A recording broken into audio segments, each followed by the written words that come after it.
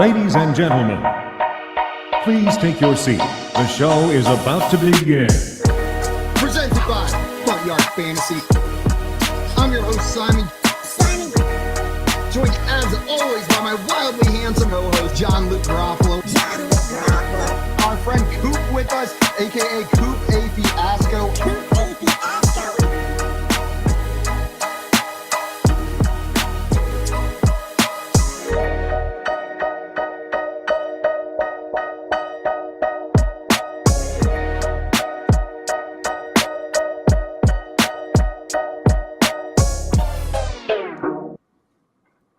What's up, everyone? Welcome into the Front Yard Fantasy Morning Show here on Better Sports Network. It is February 3rd, 2023, 2323, Michael Jordan Day, baby, and we are live. I'm your host, Simon, joined as always by my co-hosts, John Luke Garofalo and Andrew Cooper. What's up, boys? Oi. Hey, oi, hey. Dude, I didn't realize MJ Day. That's great. It's MJ Day. We got Tommy in the chat celebrating with a little MJ rhyme for us. As today is Friday, 2323. Looks like an MJ day to me. LeBron is close. He's not that far from passing the leader, Abdul-Jabbar. Both are amazing with legendary games, but who is the GOAT? Is it MJ or King James? I'll show you guys the GOAT real quick. There he is. Up top. Right up top, hanging out, watching over me like an angel. Like the angel he that he always is. says.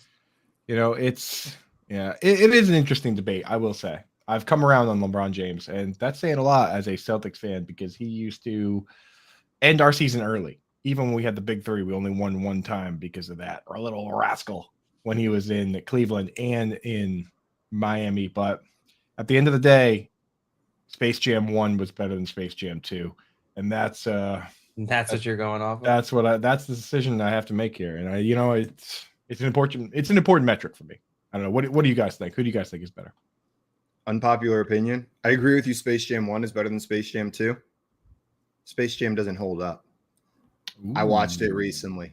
Did not enjoy it. I was bored. Not even and a little? I was so excited to watch Space Jam again, to rewatch it. And wow. Just didn't enjoy it. Bored, he said. So that's what I think. It was a boring movie. Boring. Wow. That's pretty hot takey. Bro, that is like your hottest take. Like, what did you say last time we did controversial opinions that you had that one ready to go and you said something else? Rascal Flatts suck. Oh, yeah. Yeah. That Rascal Flatts sucks. I feel like that's a pretty run-of-the-mill opinion compared to Space Jam sucks. It's boring. I'm not going to sit here and act like it's not on the level of Rascal Flatts. Like, I'll watch Space Jam. It's just boring. Not good. Rascal Flatts makes me want to rip my ears off, though. Yeah. Boring, he says. Even Bill Murray? Even Bill Murray. I love Bill Murray, but not his best work in that movie. We got Craig in the chat this morning. Said, morning, fellas. I am so excited to hear your Jimmy Clausen takes today. Coop, take it away. What's going on with Jimmy Clausen? I literally don't even know. Do you guys know? Give us your take. He's got a name like Jimmy Clausen. Cat Hands Clausen. He is a guy, and he played for the Bears. What do you guys think about Jimmy Clausen? He's a pretty cool guy. Got quite the face. What about you, Simon? What's your take on Jimmy C? Always thought he should have gone by James. James Clausen just sounds like a badass villain name. Like, it's me, James Clausen. I don't know. And his hand, he's wearing a suit that's a little bit too long. And then as his hand comes out, there's a claw on this end of it. James Clausen. James Clausen. Sounds like a fake name that Santa Claus would give you. Like, you Santa Claus? He'd be like, no, I'm not Santa Claus. I'm James Clausen. So what did James Clausen do? What did he actually do? Yeah, He was a quarterback. My guess is he did something at the only sports NFL related thing that went down yesterday was the Pro Bowl started, and they started some of the skills competitions. So my guess is that Jimmy Clausen was probably involved in that. Is that what we're doing here? Can somebody look it up, please? I'm looking it up right now, and I see that he thrilled NFL fans in the Pro Bowl skills competition. It looks like specifically in the water balloon toss. Or no, he threw footballs at a pool for these guys to try to start catching them. So I'm watching a video now of Stephon Diggs leaping into a pool, laying in a pool, trying to catch balls from Clausen. Oh, that's sick. What an event. Why is he throwing them into pools? Show how good his aim is. That feels, running around a slippery pool feels kind of dangerous. I'm not going to lie. There's like a trampoline. I'm seeing it now. It looks like it worked out fine. I'm just saying, I feel like maybe I'm biased because did you guys ever hear of the Patriots running back Robert Edwards? Back when I was a kid, so we're talking like 1999, I was maybe like 10, 11 years old or so. Patriots drafted a rookie running back, and he came out and he was crushing. I think he went for over 1,000 yards as a rookie. Let's see. He went for over 1,000 yards, had a bunch of catches, which, Patriots running backs aren't known for having both a ton of yards and catches. So he had 1,446 yards from scrimmage and 12 touchdowns. Great job for a rookie. At the time, they not only had the regular Pro Bowl, but they also had like a rookie sophomore thing they would do, right? The NFL, being the geniuses they are, decided to have a rookie sophomore flag football game, right? And where would they have it? They had it on the beach in the sand. What do you think ended up happening in that game? Injury. All the CLs torn. Robert Edwards tore multiple CLs, literally did not play again. So this happened in 1998. He did not play again until 2002. Came back very briefly and then realized that he wasn't going to be able to play again. They gave him, came in second in the comeback player of the year voting, but never played again. So this guy played one season, 1,400 yards from scrimmage, played in some stupid game the NFL made him play on the sand, tore his knee up, and then his career was over. Good job, NFL. That is so brutal. Good job, dudes. Yeah, I'm telling you, that's why putting a trampoline next to a wet pool and having Stephon Diggs jump off that, the juice is not worth the squeeze, my boys. Just relax. Don't get hurt. Which is also why I try not to. Don't be judgmental of players if they decide not to attend the Pro Bowl, if they decide not to participate. Because even though it is a fun event, it is additional risk that they're putting on their career and their livelihood by going out there. Whether we view it that way or not, that's definitely how they're making that decision. It's a business decision, not just a personal decision to participate. It's gotta suck being an NFL player, because then like everything you're doing, you're just like, okay, gotta be worried. Don't touch me. There's been a bunch of incidents, man. But so for instance, Marcus Mariota, the big hang up in his contract is that it said in his contract he couldn't go surfing. And you guys remember that one? It was like a huge delay in his contract where he wanted to go surfing and couldn't. And they eventually let him, but he didn't get hurt doing that. Andrew Luck, reportedly, the shoulder injury actually started snowboarding. And if you go back and check it out, that potentially could have been the beginning of the end of his career, a snowboarding injury to his shoulder. So being a NFL player, pretty rough stuff. Absolutely. We got Albert in here saying good morning. Good morning, Albert. Welcome in. And hope everybody out there brought a little something to eat, because it's that time of morning. We brought the stories. We brought the topics. You guys just got to bring your own breakfast. B does not stand for beans, because we bring your own beans. Got them. I also see Joey in here saying, if I can guess the number in JL's hat, I get to come on the show today. 37.5. How did you know that? Well, Joey, congratulations. Wow, dude. I mean, that is JL's favorite number. That is my favorite number. That was your number in high school, wasn't it? JL? That was my number in high school, and it was also my number in preschool. What did you play in preschool? I played the piccolo. So on the piccolo team, you were number 37. Yep. There he is. I found all my old math team t-shirts whenever I was back home over Christmas break in my parents' storage unit. And throughout the years, I did different numbers, and I was just pulling those out and looking at the back, and all the numbers are so obnoxious. They're like E, pi. I was never just 11 or 49. Every single one of my numbers is I. Just some stupid, dumb math joke that I thought was funny at the time. Dude, why didn't you even pick the best number, infinity? Did somebody else take that already? I should have done infinity. I bet someone had infinity on lock.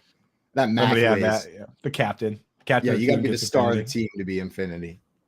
Yeah, that'd be nice. Someday. One day. Someday. Speaking of the Pro Bowls competition, Derek Carr showed up in the precision passing contest, and then afterwards, he was interviewed about his success in the competition. I think we got the video. I want you guys to see it, so I don't You've butcher thrown this quote. touchdown passes in Vegas before. You've been on fire. Have you ever been that hot in Las Vegas? Not that hot. It's probably why I'm going somewhere else. Bro, Derek Carr's the man. Official. Right? The absolute man. He shows up. I saw another tweet saying like it's hilarious that Derek Carr is using the Pro Bowl as like a combine, like a personal combine out here, just like showing off. Shows up, wins the precision passing contest, then has some attitude in the post-game interview. Dude's winning me over. Like, I'm in. I'm all about the Derek Carr comeback story next year. Yeah. Seems like a good dude. What a funny answer. Never this hot, or I probably wouldn't be going anywhere else. Yeah. That's hilarious. Old Derek Carr. We should give him those David Carr bobbleheads we found in Texas, Simon. Yeah, what the hell is that about? Just like multiple, like a collection of different David Carr bobbleheads all on the same shelf. Someone was very I mean, he disappointed. did play for the Texans. Did he play for the Texans? Yeah, technically. He was on the Technically. Texans for sure. Yeah, the Texans, man, they had a run of some interception happy QBs. Between him and Matt Schaub, it was just balls going the other way. Pretty rough stuff. Did you guys see a little bit of? We've seen a lot of Twitter dust-ups lately, which the NFL, of course, loves in this like 2-week period before the Super Bowl. They got to try and create some drama. Twitter's been doing it on their own. We talked about the Kayvon Thibodeau, Joe Thomas, and Michael Strahan drama. Now we got a little bit of that's obviously offensive lineman versus defensive lineman. Now we got a little defensive lineman on defensive lineman crime here. Max Crosby calling out Joey Bosa, called him a crybaby because Bosa was complaining about the refs. He says, and I quote directly, that shit is like that is like so weak to me. You're gonna get held. I get held all the time, but I'm not gonna double down and look like a little fucking crybaby. Hey, dude, he just smokes Joey Bosa. Dang. I love that, bro. Love that, dude. On video, dude. He's literally pointing at, watching a clip, pointing at screen. He's going, "Look at this! Look at this little baby." That's great, dude. I love that. Freaking Stir it God. up. Stir it Such a up. week. I mean, Dude, whenever Max you come, Crosby's a beast too. He is, man. He's an animal. you know what though? I think Joey Bosa is one of the few guys that can be called an effing crybaby by Max Crosby and look at him and go, "Huh? Really?" Know what I mean? Like most people would be like, "Yes, sir. I am an effing crybaby. I am an effing crybaby." Joey Bosa is one of like 30 people in the world that could potentially physically stand up to Max Crosby. There's not many. that's a short list, but Joey Bosa's on it. Joey out here saying, "I like Crosby," and Tommy in the chat loving it. Mad Max. Of course, Tommy loves it. Raiders fans. I see we got NKC in here saying good morning. What's up, NKC? Welcome. Morning, NKC. Morning. Did you guys see some smoke from yesterday? Joe Mixon apparently has been issued a warrant for aggravated menacing. A warrant for his arrest. Yeah. Don't be that's fooled not by the name. Aggravated menacing sounds silly. Like whenever I heard it, my first immediate reaction was like, "What the hell is that?" But the reports that are coming out are that he pointed a gun at someone's head and said, "I could pop you," or "I could have popped you," or something along those lines. And that's the story being told right now. We're waiting for more information. We don't know, but there is a warrant out for his arrest, like JL said. And the story coming out is that he pointed a gun at someone's head the night before the Bills game. Which is not cool and should absolutely be a crime. And in most places it is. Hot take. There's different varieties of what it's called, menacing. In a lot of places, even just threatening to kill somebody or hurt somebody is assault. You know what I mean? So if it does, the thing is, how do you prove without video evidence? How do you prove something like this?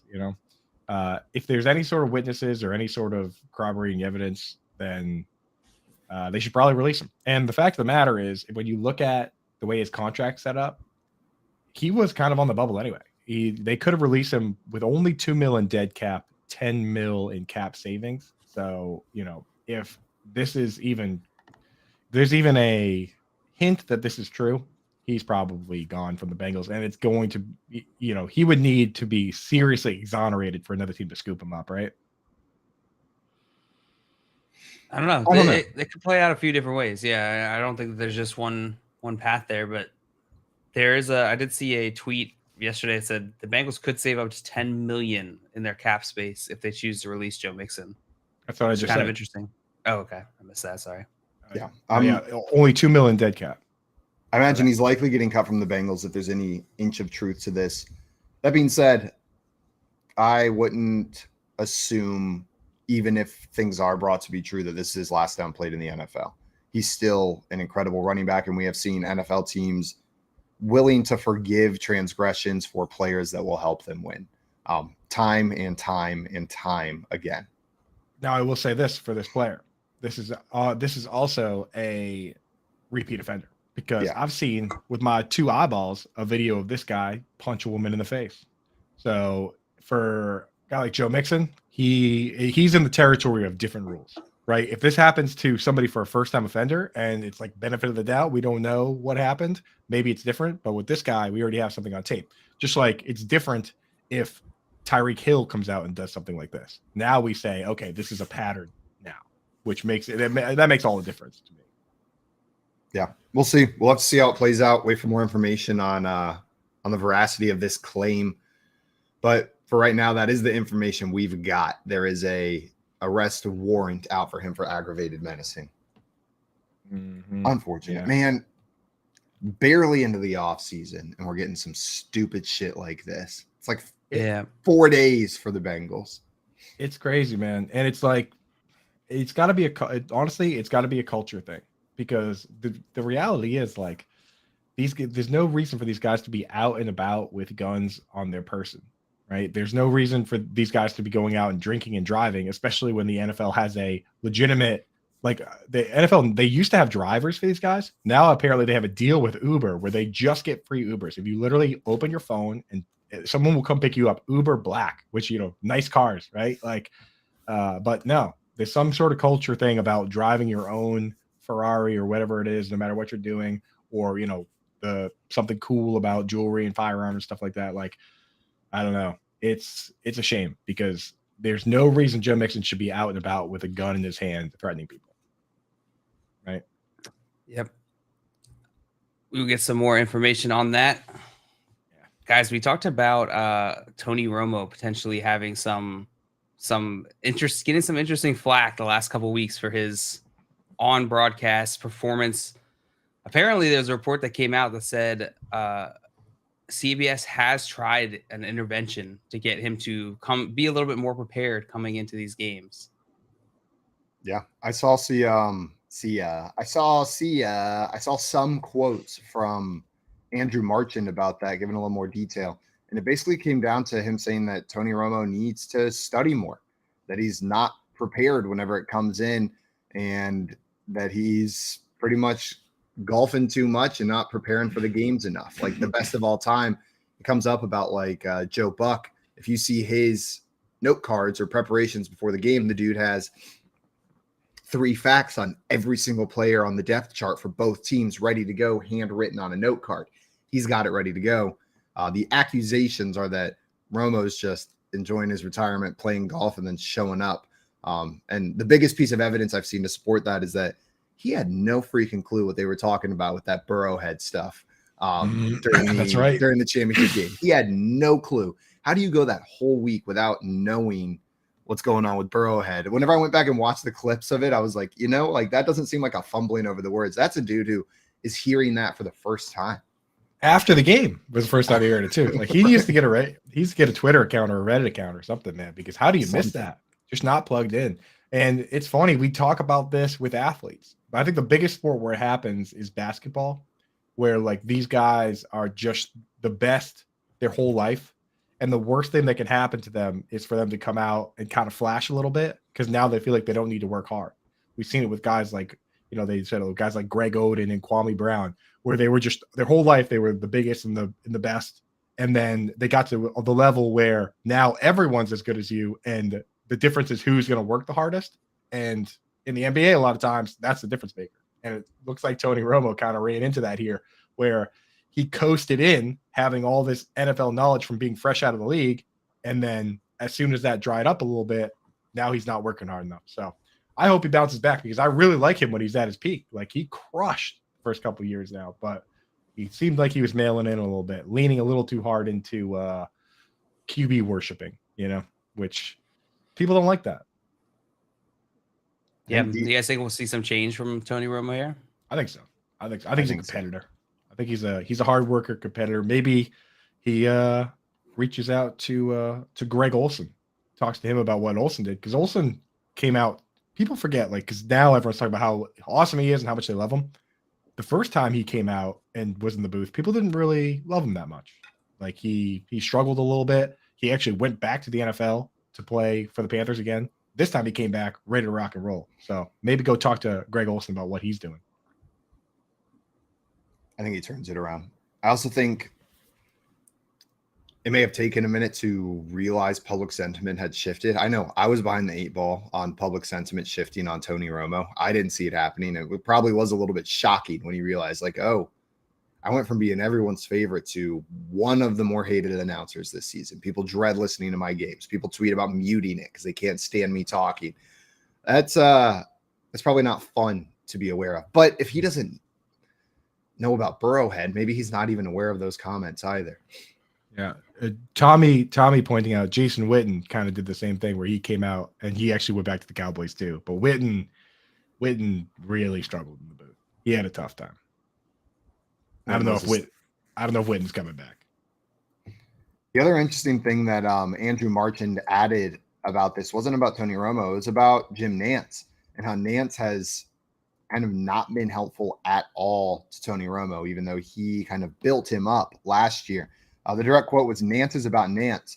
He's been like that for a long time. You see that in the post game when he does the broadcast, and then he's going down and doing the podium. I don't understand why Tracy Wolfson or someone else can't do that, but it's Nantz all the time."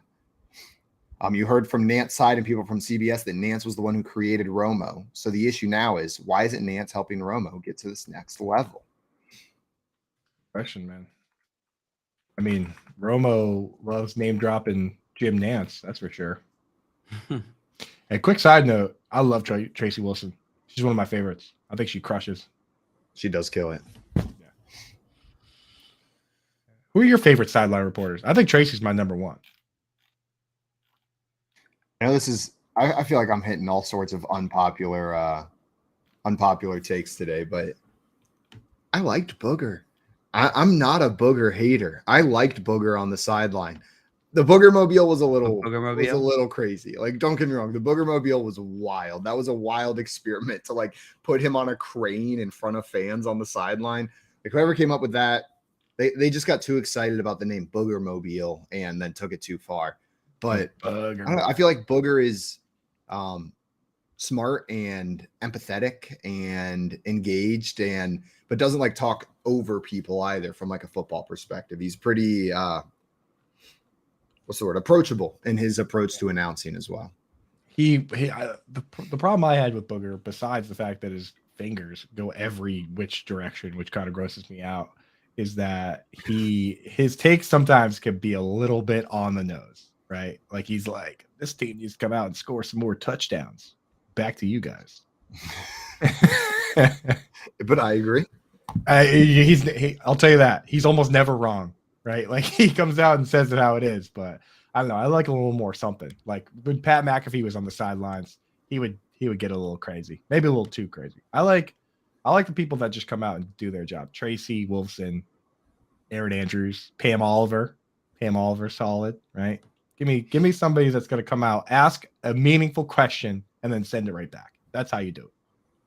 Joey saying Jessica Blaylock, a sideline reporter for the Jaguars for a while. Now she does Marlins and Panthers games. Ooh, I don't know if I know her. I'm guessing Florida Panthers. Otherwise, that's quite far away to travel for work between Marlins and Carolina Panthers games. I don't recognize her. She seems nice though. Yes, and Also, she does Florida Panthers games. To follow up on the CBS intervention with Tony Romo, CBS Sports spokeswoman Jen Sabatel came out and said, to call this an intervention is a complete mischaracterization. We meet regularly with our on-air talent. Well, there you go. So that's pretty interesting.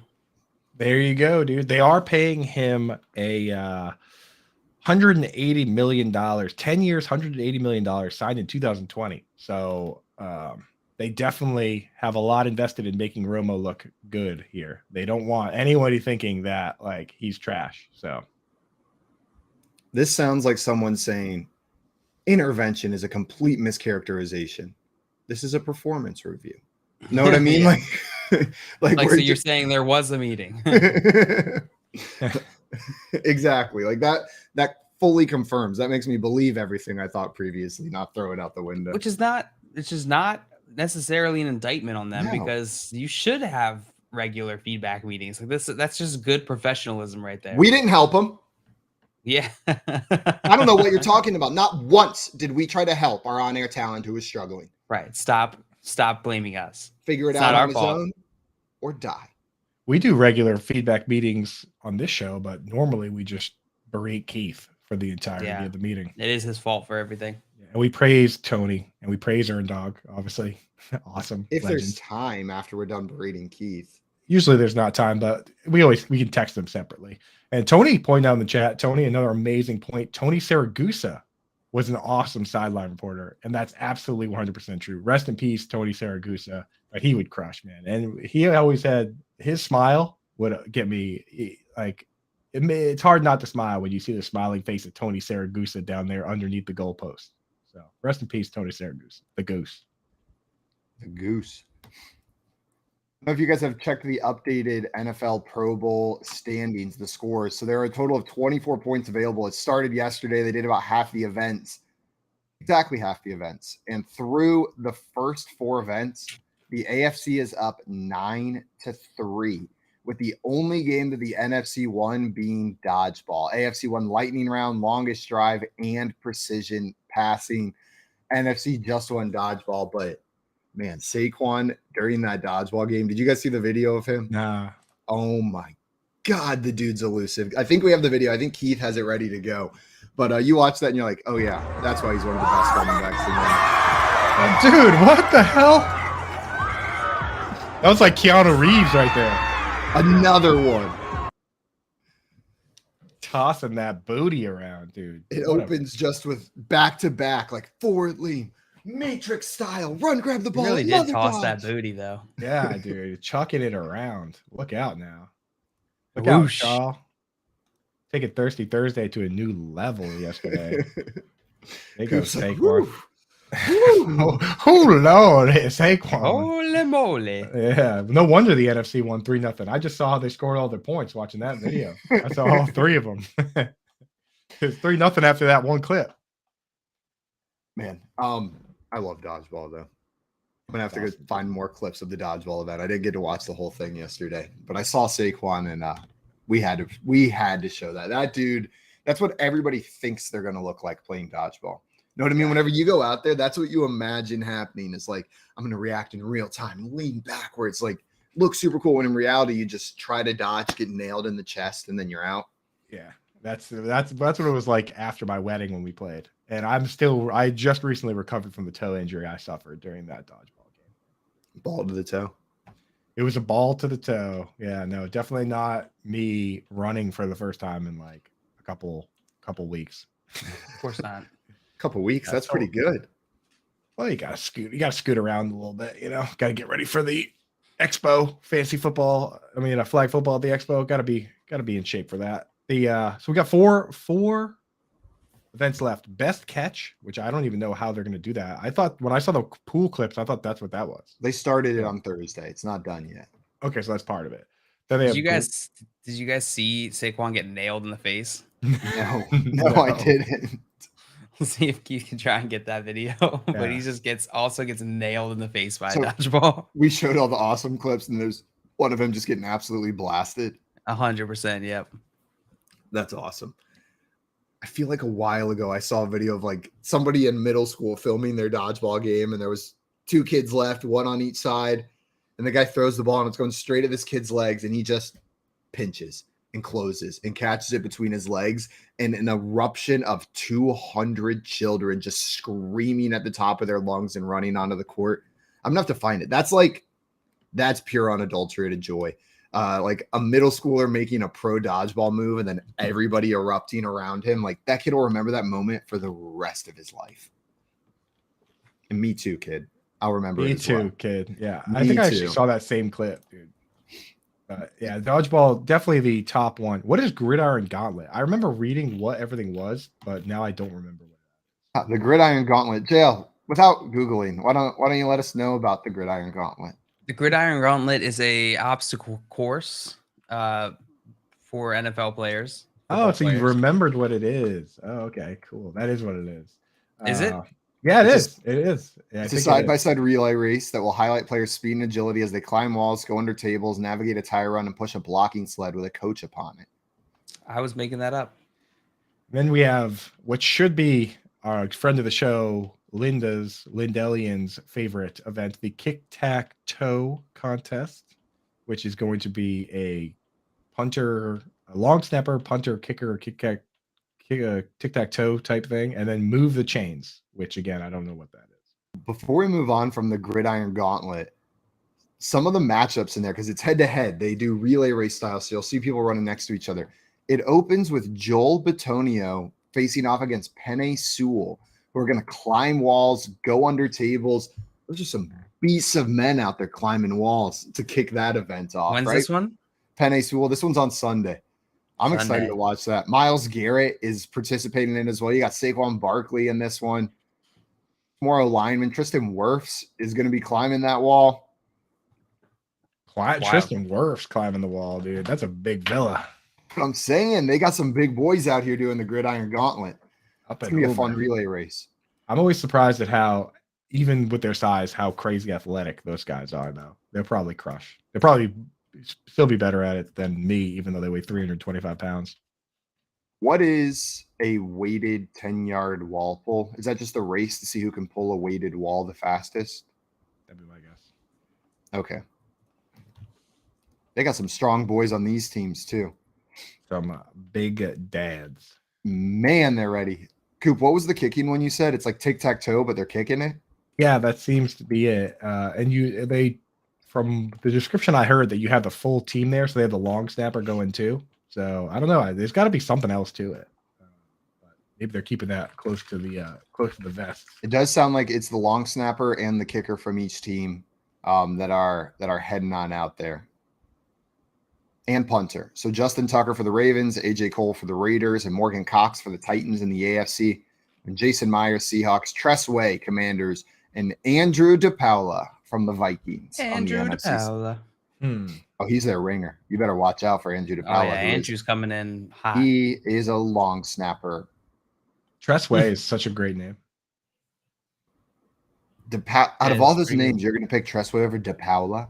Tressway That's is a great. great name. Just rolls right off the tongue. Tressway. What was the name we got in the chat yesterday, JL? The last name that was so good. It was like Kickfish or something like that. It was like Kickbush. Kickbush. That's what it was like. I'm a Daniel fan. Paul Scott Kickbush. It was Vincent Michael Paul Kickbush is That's- that name that we got yesterday. Just strong, right? There's power whenever you say Wow. Vincent Michael Paul Kickbush. Kickbush, dude. Kickbush. That sounds like a joke you would make when you're a kid in like second grade, where you're like, "Hey, you want to play kickbush?" And the kid's like, "What's that?" And then you kick him right in the groin. Kickbush. Kicked you. Or the Kickbush. classic, what's the capital of Thailand? Yeah, exactly. Bangkok. Same thing. Kickbush. It's like, no, it is not Kickbush, you idiot. It's not even a real place. Did you guys see the news on Aaron Rodgers? Trade. It's not even news. This is just more trade baloney here. People asking him if he's going to the 49ers. He said, Quote, I'm not going to San Fran. There you go, dude. Okay, thanks. I saw another Nobody one. had that question except for that ESPN reporter. Saw another one on Twitter. Somebody asked like, some Raiders fan was like, what neighborhood in Las Vegas is Aaron Rodgers moving to? And Devontae Adams, I think he quote tweeted that and said mine, which is interesting Hilarious. because when Devontae Adams went to Vegas, he bought the house right next door to Derek Carr's. So you think maybe they would just do a little QB house swap? Aaron Rodgers moves right into Derek Carr's house and takes his job. I don't know how I'd feel about that as Derek Carr. Wife, That'd be family, weird. Yeah. car, grocery subscription. The Blue Apron just starts The coming to car? Aaron Rodgers. He starts the car. He starts wearing eyeliner. He just walks him around the house, dude, and he's like, here's the bathroom, here's the kitchen. He's like, here's the and then Rodgers is like, what's this? He points at like a chair in the corner of the garage that's just like all Bud Light cans around it. And he's like, oh, that's where I used to sit after games. That's where I would go sit after losses. And there's just pile of tissues on the ground. Poor Derek Carr. That would be hilarious if they just did a house swap. House swap. But then Derek Carr has to go live in Green Bay. Well, I saw an interesting article on SB Nation yesterday about Derek Carr that I meant to bring up earlier when we were talking about him. But this article was talking about how, wow, you never wish for an injury, and it's not what they're talking about. Derek Carr getting hurt in the Pro Bowl would set off a very bizarre sequence of events for the Raiders, who have made it clear they don't want him on the team anymore. He is still under contract with the Raiders, right? He is under contract. His salary this past year was set at $17.4 million, but it's set to jump to $32.9 million. If he gets injured at the Pro Bowl, no team is going to be willing to trade for an injured quarterback, and the Raiders would then be on the hook for a $32.9 million salary next year of a quarterback that they've already shown they don't have the intentions of paying or moving forward with. That's pretty wild. Interesting. It's funny. Josh Allen skipped the Pro Bowl. He said he was nursing an injury, but I saw him playing golf at Pebble Beach yesterday, and I also saw a clip of him pick up a ball on the 18th hole and instead of hit it, throw it onto the green. So I'm wondering which injury he's nursing, where he had no trouble golfing and also throwing this week. It was his gluteus maximus. It was those good old fashioned feelings that we love so much. And that's true. I mean, that's what it was. I think he's nursing those feelings. After watching that Saquon dodgeball clip, you could see how easy it would be to strain a glute. Or two. Dustin in here saying morning, boys, and said, wow, Coop has hair. I do have hair. Funny enough, I actually have a clip on that, as typically I probably wore a hat, I think 60 days in a row on this show, but I got a special request from somebody who watches the show. Keith, if you have that clip I sent you from yesterday. Andrew, could you not wear your hat on your podcast tomorrow? Your hair looks great. All right, you got it, Heidi. Cheers. The woman who cuts my hair. Shout out Heidi and Mark at Rome's Barbershop in Plainville. They crush it over there, and I'll tell you, I go there, getting the hair. Yeah, Mark and Heidi going over there. Heidi was very excited when I was like, "I'll put you on the show." She's like, "I'm gonna be on the podcast, guys." Us Boston folk out here.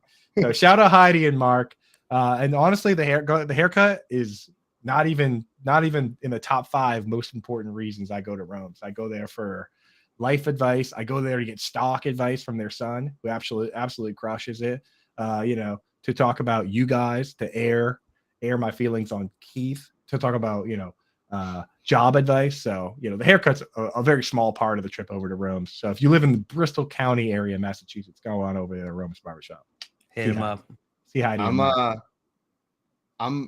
I'm similar to you in how I treat my haircut places, though, Coop. Like, I am very particular about who cuts my hair, and it's less of a haircut has to meet a certain standard. I've got a standard it's got to hit. But then after that, it's all about the vibes. It's about, like, what's going on, because that's a lot of time to spend with someone, and that's a lot of trust. I don't generally like the way I look when I look in the mirror. So to trust someone else with being responsible for a part of that is a big deal. So it's got to be good vibes with the haircut person. And they There was one crushed time it. my haircut person moved from Atlanta. They moved to LA, and I didn't get a haircut for like 7 months. And this was when I used to cut my hair every 2 weeks. Well, whoever does your hair crushes it, Simon, because you look phenomenal. No one for the last 2.5 years, not a single person. Because they moved. No, You're 'cause, just like, forget it. I'm not going through this again. You're too hurt to get into a new relationship with a haircut person, so you just don't cut it anymore. Yeah, it's just not gonna happen. Just leaves it. Yeah. It's just not gonna happen. Well, it looks great anyway. Saw an interesting statistic yesterday, guys. Jeff Kerr put this out on Twitter from CBS. The Eagles and the Chiefs both have a 16-3 record and have scored 546 points exactly heading into the Super Bowl. Same record, same number of points, heading off to play for the Super Bowl championship. Just this year? Yes. Wow. It's pretty interesting. Yeah, no, I mean, if that was this year and last year, they really wouldn't have scored a lot of points. I didn't really think about that.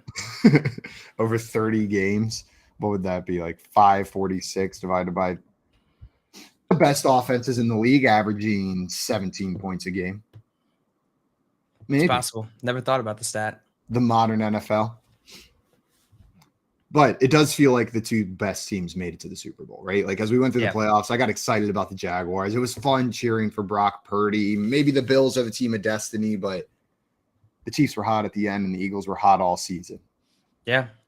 Yeah, for sure. And the more I think about this this matchup here, the more I think about the teams that are hesitant who are kind of on the fence about drafting quarterbacks. Like the big one that I always think of is the Lions, right? And you think, is Jared Goff the guy? Is he not the guy? If you think about these two teams, right? The Chiefs had Alex Smith coming off back-to-back 11-win seasons and, Pro Bowl seasons, and they drafted Patrick Mahomes, and nobody was really clamoring for Patrick Mahomes to play. I mean, the last year that Mahomes played for the Chiefs, he was a Pro Bowler and ran for like 300-something yards, had a great season. And then on the other side, they had Carson. They had just won the Super Bowl. They had Carson Wentz in place, and they drafted Jalen Hurts. And again, everyone sat there like, why did we draft Jalen Hurts? When is Jalen Hurts ever going to play for this team? And then here we are, few years down the road, and both of the quarterbacks that were in place are gone, and these two guys are megastars. So I look at a team, like I said, the Lions, they have Jalen Hurts is pick 53, and the Lions pick at 6, 18, I think 48 and 59. They have 2 firsts and 2 seconds. Like, is it crazy for a team like that to take a shot on another high upside quarterback, start Jared Goff, and see what happens? I mean, No. I don't know. There's a lot of teams in that position where I'm like, why? Like, think about the Titans with Ryan Tannehill. You don't have to bench Ryan Tannehill immediately, but bring it. They brought in Malik Willis. I think that's worth a shot. Teams should be doing things like that. That's where I stand on it. I think it's everyone says, oh, well, they should be building around. You have 3 other high end picks, right? So I don't know. How do you guys feel? Would you just roll with Goff and try and win now, or do you think it's a good idea to hedge at the quarterback position? You've made me think more about this recently, Coop, because you've brought up multiple times now how you think quarterbacks or teams should just continue to draft quarterbacks over and over and over and over and over again until it works, until it hits. And then you figure out the rest around them. You're building pieces around them in the meantime. And with how quickly we see a good quarterback with a good coach in place be able to turn a franchise around, a team around, take it from nothing to a good team, I think you might be right. I think you might that's the most important position on the field, and you hammer it till you get it right. You're at the top of the draft 3 years in a row, grab 3 quarterbacks. JL, speaking of what Simon just said, you think you have a good coach. If you're the Giants and you have Brian Daboll, do you draft a quarterback this year with Daniel Jones? Go. You're muted.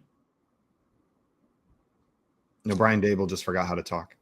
Yeah, Brian Dable completely forgot, and Rosie was barking at somebody in the park.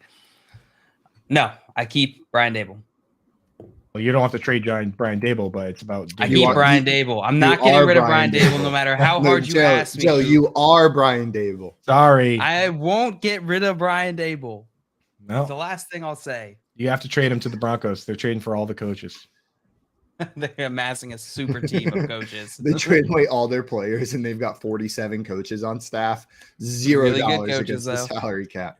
Giants have 9 picks, but most of them are later picks. So they have their pick in the first round, pick 25, round 2, pick 57, round 3, pick 89. So there might not even be somebody available to them there. So they might just roll with Daniel Jones. But I'm imagining 53 coaches with clipboards and headsets on one sideline during an NFL game. All yelling. Oh, exactly, just running around, throwing their hands in the air, clipboards hitting the ground, clapping like this. Like, it would just be Jason Garrett.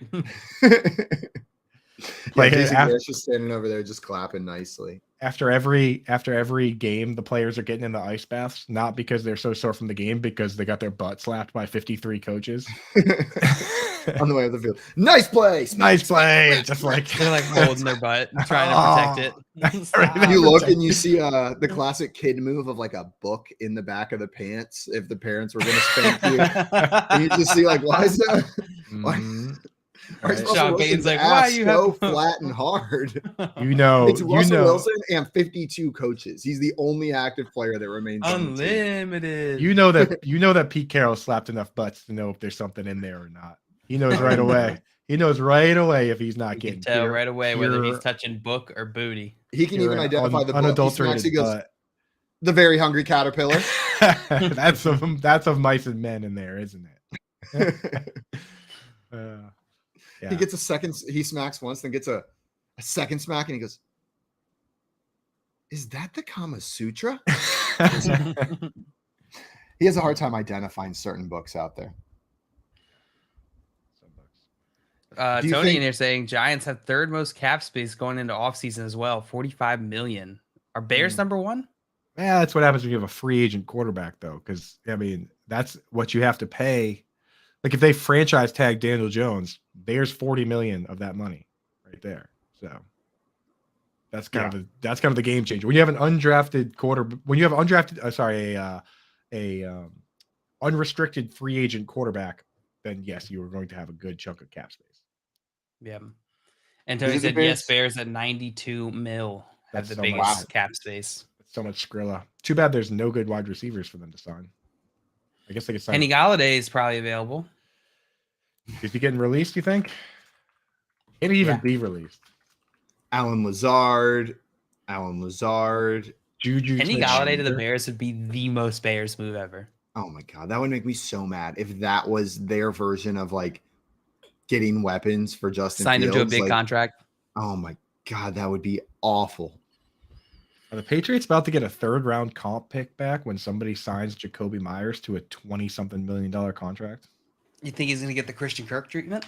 Nah, I think a little lower than Christian Kirk. I bet he's in the like 15 mil range. I love Jacoby Myers personally because I'm a Patriots fan, but we're talking about a slow, not particularly tall, undrafted free agent that didn't score a touchdown for like 2 years.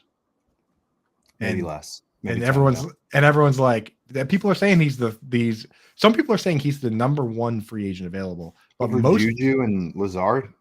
Dude, I tweeted that I thought DJ Chark was the best wide receiver available, and the number 1 response I got was, "Did you forget about Jacoby Myers?" Like nobody came in and said, "What about Juju?" Like a ton of people came in. That's wild to say that you think Jacoby Myers is a better wide receiver than Juju Smith-Schuster. I like Jacoby Myers. Don't get me wrong, but that seems wild, man. I mean, Jacoby Myers and Juju had similar stats last year, and one of them played with Mahomes, one of them played with Mac Jones. So I don't think it's too crazy, but I have Juju ahead. But I mean, if you're going to say the top 5 free agent wide receivers, even though I just disparaged Jacoby a little bit there, even when you go through the top 5 free agent wide receivers, it's hard not to say Jacoby Myers, because even if, like, I know JL, you don't particularly like DJ Chark, so you're not going to say him. So who else would you might even have to put DJ Chark in your top 5, right? Like the list, we'll pull up the list and give me 5 that you think are better. Nicole Hardman, I think better than DJ Chark. What did you say? Oh, I thought you were saying Jacoby Myers. Oh, no, I don't think Nicole Hardman's better than Jacoby Myers either. Well, I'm just saying there's names. Your point stands, though. That's the next name. Like after the ones we've already mentioned, the Alan Lazard, the Juju Smith-Schuster. The next tier of names is kind of Jacoby Myers, DJ Chark, Nelson Aguilar. Julio Jones at this point, unfortunately. Mac Hollins. Right. No other But names I'd put over him. You can't put Nelson Aguilar ahead of Jacoby Myers because we saw those two guys side by side and it wasn't even close. Jacoby Myers blew him out of the water, right? I mean, a name that I think if a team doesn't have a ton of money and is looking for a slot guy, Sterling Shepard, kind of an interesting guy. I mean, He's been fantastic in New York. When healthy. Yeah. How many other guys out there have games with 14 targets, 12 targets? I mean, solid. Would you rather have Sterling Shepard or Jarvis Landry if you needed a slot guy? Shepard. Yeah, I think so too. They're around the same age, but you have to see how healthy. You have to see how healthy Shepard is. He's been hurt. They're around the same age. Sterling Shepard, because Shepard it's like we feel like Shepard's a lot younger because he hasn't played. Like he's got that baby face. Yeah, he's 20. He's going to be 30 like next month. And that's wild. Jarvis is 30 already. Yeah, so that's why it's like I go through this list, and I mean, would you rather have Mac Hollins or DJ Chark? DJ Chark. JL. But I like Mac Hollins. JL, Mac Hollins or DJ He doesn't Chark? like your question. Sorry, Dustin. Yeah, I go Mac Hollins or DJ Chark. I'll go Mac Hollins. You would rather have Mac Hollins than DJ Chark? That's Yep. wow. Now you're just being stubborn because Mac Hollins is also 30. And DJ Chark's like 25. Yeah, I prefer the age. You like the vet. You like a veteran presence from your Like a wide little receivers? experience. My wide receivers. You want them just above the age apex, so they're not as threatening. They might not draw as tough coverage. Exactly. What's with the DJ Chark hate, man? What can I say? Something. It's the song. It's the song getting it for him. Well, guys, we've been on a hot streak with our daily Weddles so far. I think it's time to try to keep that going, see if we can keep our streak alive. For everybody watching, we are about to do the daily Weddle. This is a guessing game, a lot like Wordle, but we're trying to figure out an NFL player. Let us know what we're right, what we're wrong on, and we've got 8 guesses to figure it out. If you want to play along with us, go to weddlegame.com. weddlegame.com and play along with us as we try to figure it out. We got Jeff in the chat. Jeff Hasley saying, "Good morning, gents. Good morning, my friend." Jeff. Yeah. Oh, What's up, Jeff and I were in a heated game of fantasy football Jeopardy yesterday, in which Jay won. Very upset about it. It was a good game. If you missed it, if you didn't hang out with us yesterday, you should check it out on our YouTube channel at Front Yard Fan. No, it was on the FanDuel YouTube channel. But you can find it from our YouTube channel. We'll put it in that playlist, in the FanDuel playlist. Go and check it out. It was a fun game of Jeopardy. We had some good questions in there. You good, JL? Yeah. Usually Your mic just got real loud for a second. Usually I like to pop in on those when I have a meeting. We only have 7 likes on the. I just popped into the YouTube channel. Only 7 likes on this video right now. What the heck is going on out there, gang? Come on. Smash that button. We'll impress you with this Weddle right now. Yesterday we got it in 3 guesses. I don't know if we're ever going to be starting with today. Joe, you're picking. DJ Chark. I'm starting. Pick I'm your going to start with. I'm going to start with free agent wide my receiver. favorite free agent wide receiver, Breece Hall. Breece Hall, JL's favorite, and a good first guess, JL. The division is right and the position is right. All right. Shorter than 6'1", older than 21, and their number is higher than 20. Okay. Although he's Singletary, not a free agent, not a wide receiver, and also not your favorite because you like Travis Etienne better.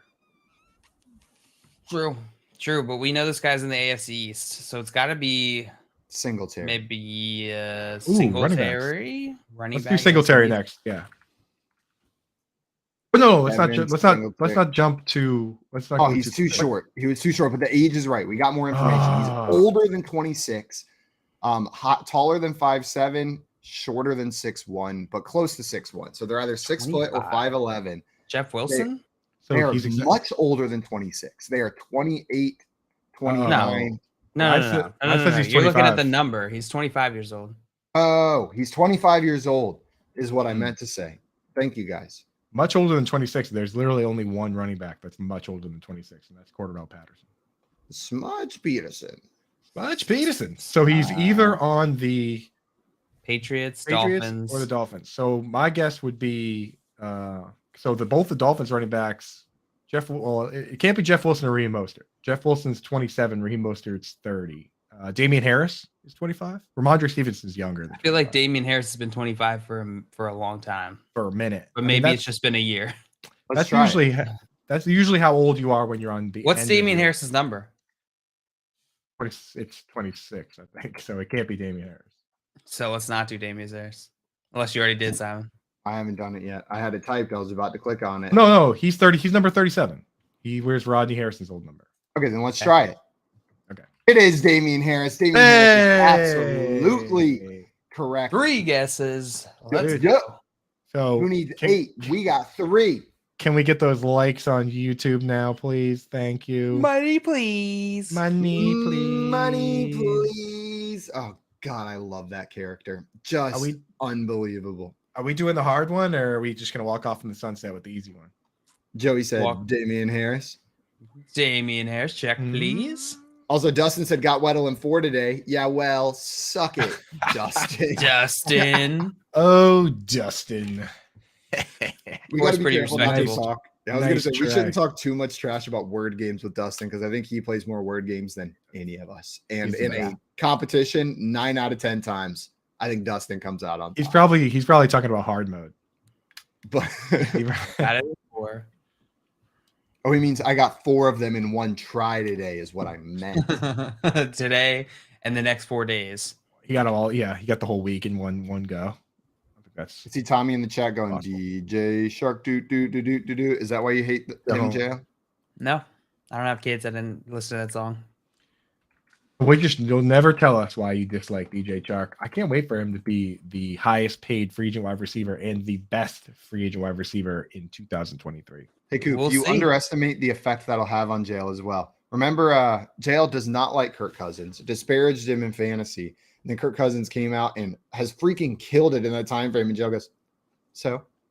Yeah, that's right. It changed. It doesn't even affect him. Not only does it not change, he's like unbothered. Yeah, still Kirk Cousins, baby. Yep. I am how I am. Thanks, Mama. Shout out Orange Juice and shout out Mama G. Shout out, Mama. Yeah, we'll see. Yeah, once he goes to the Ravens. Then I'll Dude, cry. He does seem like a perfect Ravens wide receiver. Just blocking, all run blocking. Just like pretending to be a wide receiver. Yeah, just not being good. Yeah. Guys, coming up, Perfect. we are going to play a game of vague descriptions. Then we've got some fantasy feud with our friend Vinnie Iyer coming up as well. We've got some fast guy quick time, Coop's #1 favorite game. And then we're going to do a cartoons draft a little bit later in today's show as well. Right now, you're watching the Front Yard Fantasy Morning Show here on Better Sports Network. Call, chat, and enter contests in real time. It's Sports Talk 3.0 with Better Sports Network. Moose and Keith. Because I never asked you this. When Noah was growing up, when did Noah first where you got a sense that this is what my son wanted to do? I was really busy during his formative years. I didn't meet Noah till he was about 19. Nice. So, Your wife did a good job. yeah, you may want to talk to your wife. I would say about 13, he started showing a legitimate interest. He started getting curious about how I prepared, what it required. And then I saw a little bit of a shift, 14, 15, where he was concentrating on the on-cameras, the interaction between play-by-play and analyst, and started probably taking mental notes at that point of the performance aspect of, okay, you do all this prep, but you got to go out and deliver it. So, yeah, probably that 14, 15 range, I thought to myself, this could be something he really wants to do. Front Yard Fantasy, weekday mornings at 7 Eastern on Better Sports Network. You don't need to be like right 100% of the time. No, there was a tweet about the refs that had me kind of cracking up the other day because somebody was like, we have the technology to track the ball down to a centimeter and figure out what speed these guys are running on the field. Yet somehow we still mark the ball by That's my favorite. a 60-year-old dude eyeballing it, and then we run over with literal chains and measure it. It's like, you think we can probably get that figured it's like out. the least precise way to measure something, and then like immediately following that up with a super precise way of measuring something. Yeah, it's like we have what I love. satellite. Like if you're a millimeter short of that chain that they bring out there, that they ran out it as best they could in a straight line. But if you like, first they just go here, and then they grab the chains and they run in the straightest line possible. But then if you are 1 millimeter short with that football, it doesn't count. Sorry, couldn't have been human error. You're just short. That's exactly. And they bring out the index card or whatever. Meanwhile, they have like, satellites in space tracking how fast Brandon Ayuk ran on an end around. But we can't. And I can see that number live while he's doing it. Like I can see every player's speed on the screen live. I love that. It's like, and not to mention like that dude's trying to make the spot, and the player always tosses the ball like right into his face. Right, like he's coming over to spot it, and it's like every other time the player's just like, "Here you go. Here's another thing to juggle." Lunch Money with Kyle and Ray, presented by FantasyGuru.com. Is it me, Ray, or is the only publicity that Microsoft Surface has gotten out of their whole thing on the sideline is people throwing them to the ground in anger? Like, is that just a me thing? Or the only time I hear about this device, Ray, is when somebody is chucking it on the ground, just pissed off at it, which I get it. All of us are in that world. We love to do that. Only in the NFL, Ray, can they get away with it because these are free. There's no cost. It's part of the sponsorship. Here's 5,000 Microsoft tablets to get you through the NFL season, and these players are just slamming them down. It's like they've become Dilbert on the sideline, and they're so frustrated. They're just like the only publicity this company and this product has gotten is negative. Better Sports Network. It's sports talk done better.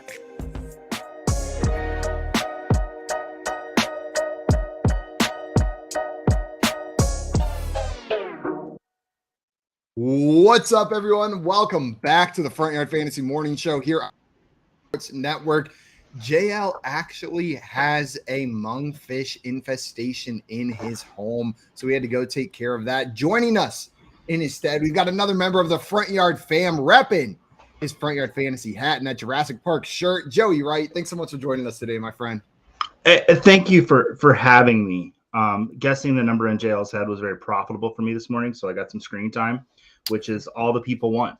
So it's a great guess. Yeah, people have been clamoring for it, and honestly, I'm not sure if anyone really noticed, but usually for over 100 episodes now, we've kind of had a little thing going where Simon wears his hat forwards, I wear mine backwards, JL doesn't wear a hat. And since I didn't wear a hat today at the request of my barbershop, we were kind of throwing off the feng shui of the show. So now we're back to the proper setup of hat, backwards hat, no hat. Now everything is in alignment with the stars. Coop, I couldn't let that happen this morning. I really couldn't. There's nothing that people love more than a 40-year-old man in a backwards hat. Yeah, it leads cool. It's you and me with the how do you do, fellow kids approach to podcasting. That's my life, man. I swear. One of the cool guys. Do you guys know anything about the foosball? I had that feeling for the first time a couple months ago whenever I went to a concert of one of my favorite artists. I showed up and I looked around and I was like, I'm the oldest person here. I'm only 28 years old. And I looked around and I was like, I am the oldest person at this concert. Like, this is all college kids and me. And then I scooted backwards towards the back of that concert and just hung out back there with my girlfriend. Somebody's got to be that guy, though. Somebody's got to be a weird feeling, though. I don't feel like the guy who could be the oldest one at a concert that's 21 and up. Know what I mean? But depending on the band, you can be. It sneaks up on you. Dude, you know what? You know what you got to do? You know what really puts those feelings at bay? You got to pour a quick Red Bull vodka on those feelings. And then you'll be right back up in the front row. I thought you were going to go the other route and go somewhere where you're the youngest person for sure. Go to Bingo, just be the star of the show. Just go out there, do some jumping jacks. I will tell you, Bingo in San Antonio, I am not the star because they go hard. My girlfriend and I have gone a couple times. They don't mess around with bingo halls in San Antonio. They're everywhere. Mm-hmm. You drive around, you see them, and they're all nonprofits. So that's how they can give money away because they're all giveaways for charities. And you go in there and people are for real. They buy or they'll rent like 20 of these iPads that have like 60 bingo cards on them a piece. And then they'll get like 10 bingo cards in front of them with double fisting stampers running around. And they don't mess around. They go fast. They're serious. And you better have bingo when you call bingo. Oh, yeah. That sounds hectic, dude. That sounds like that sounds like what you hate about the casino, Simon, right? Like, and it's BYOB. So you get to sit down at the table. You can bring your own drinks, bring your own food. So the move is you walk to the gas station next door right ahead of time, pick out your favorite 12-pack and a couple snacks, then head on over and play some bingo. Spend $40, maybe win a couple hundred. Are people just getting crushed there?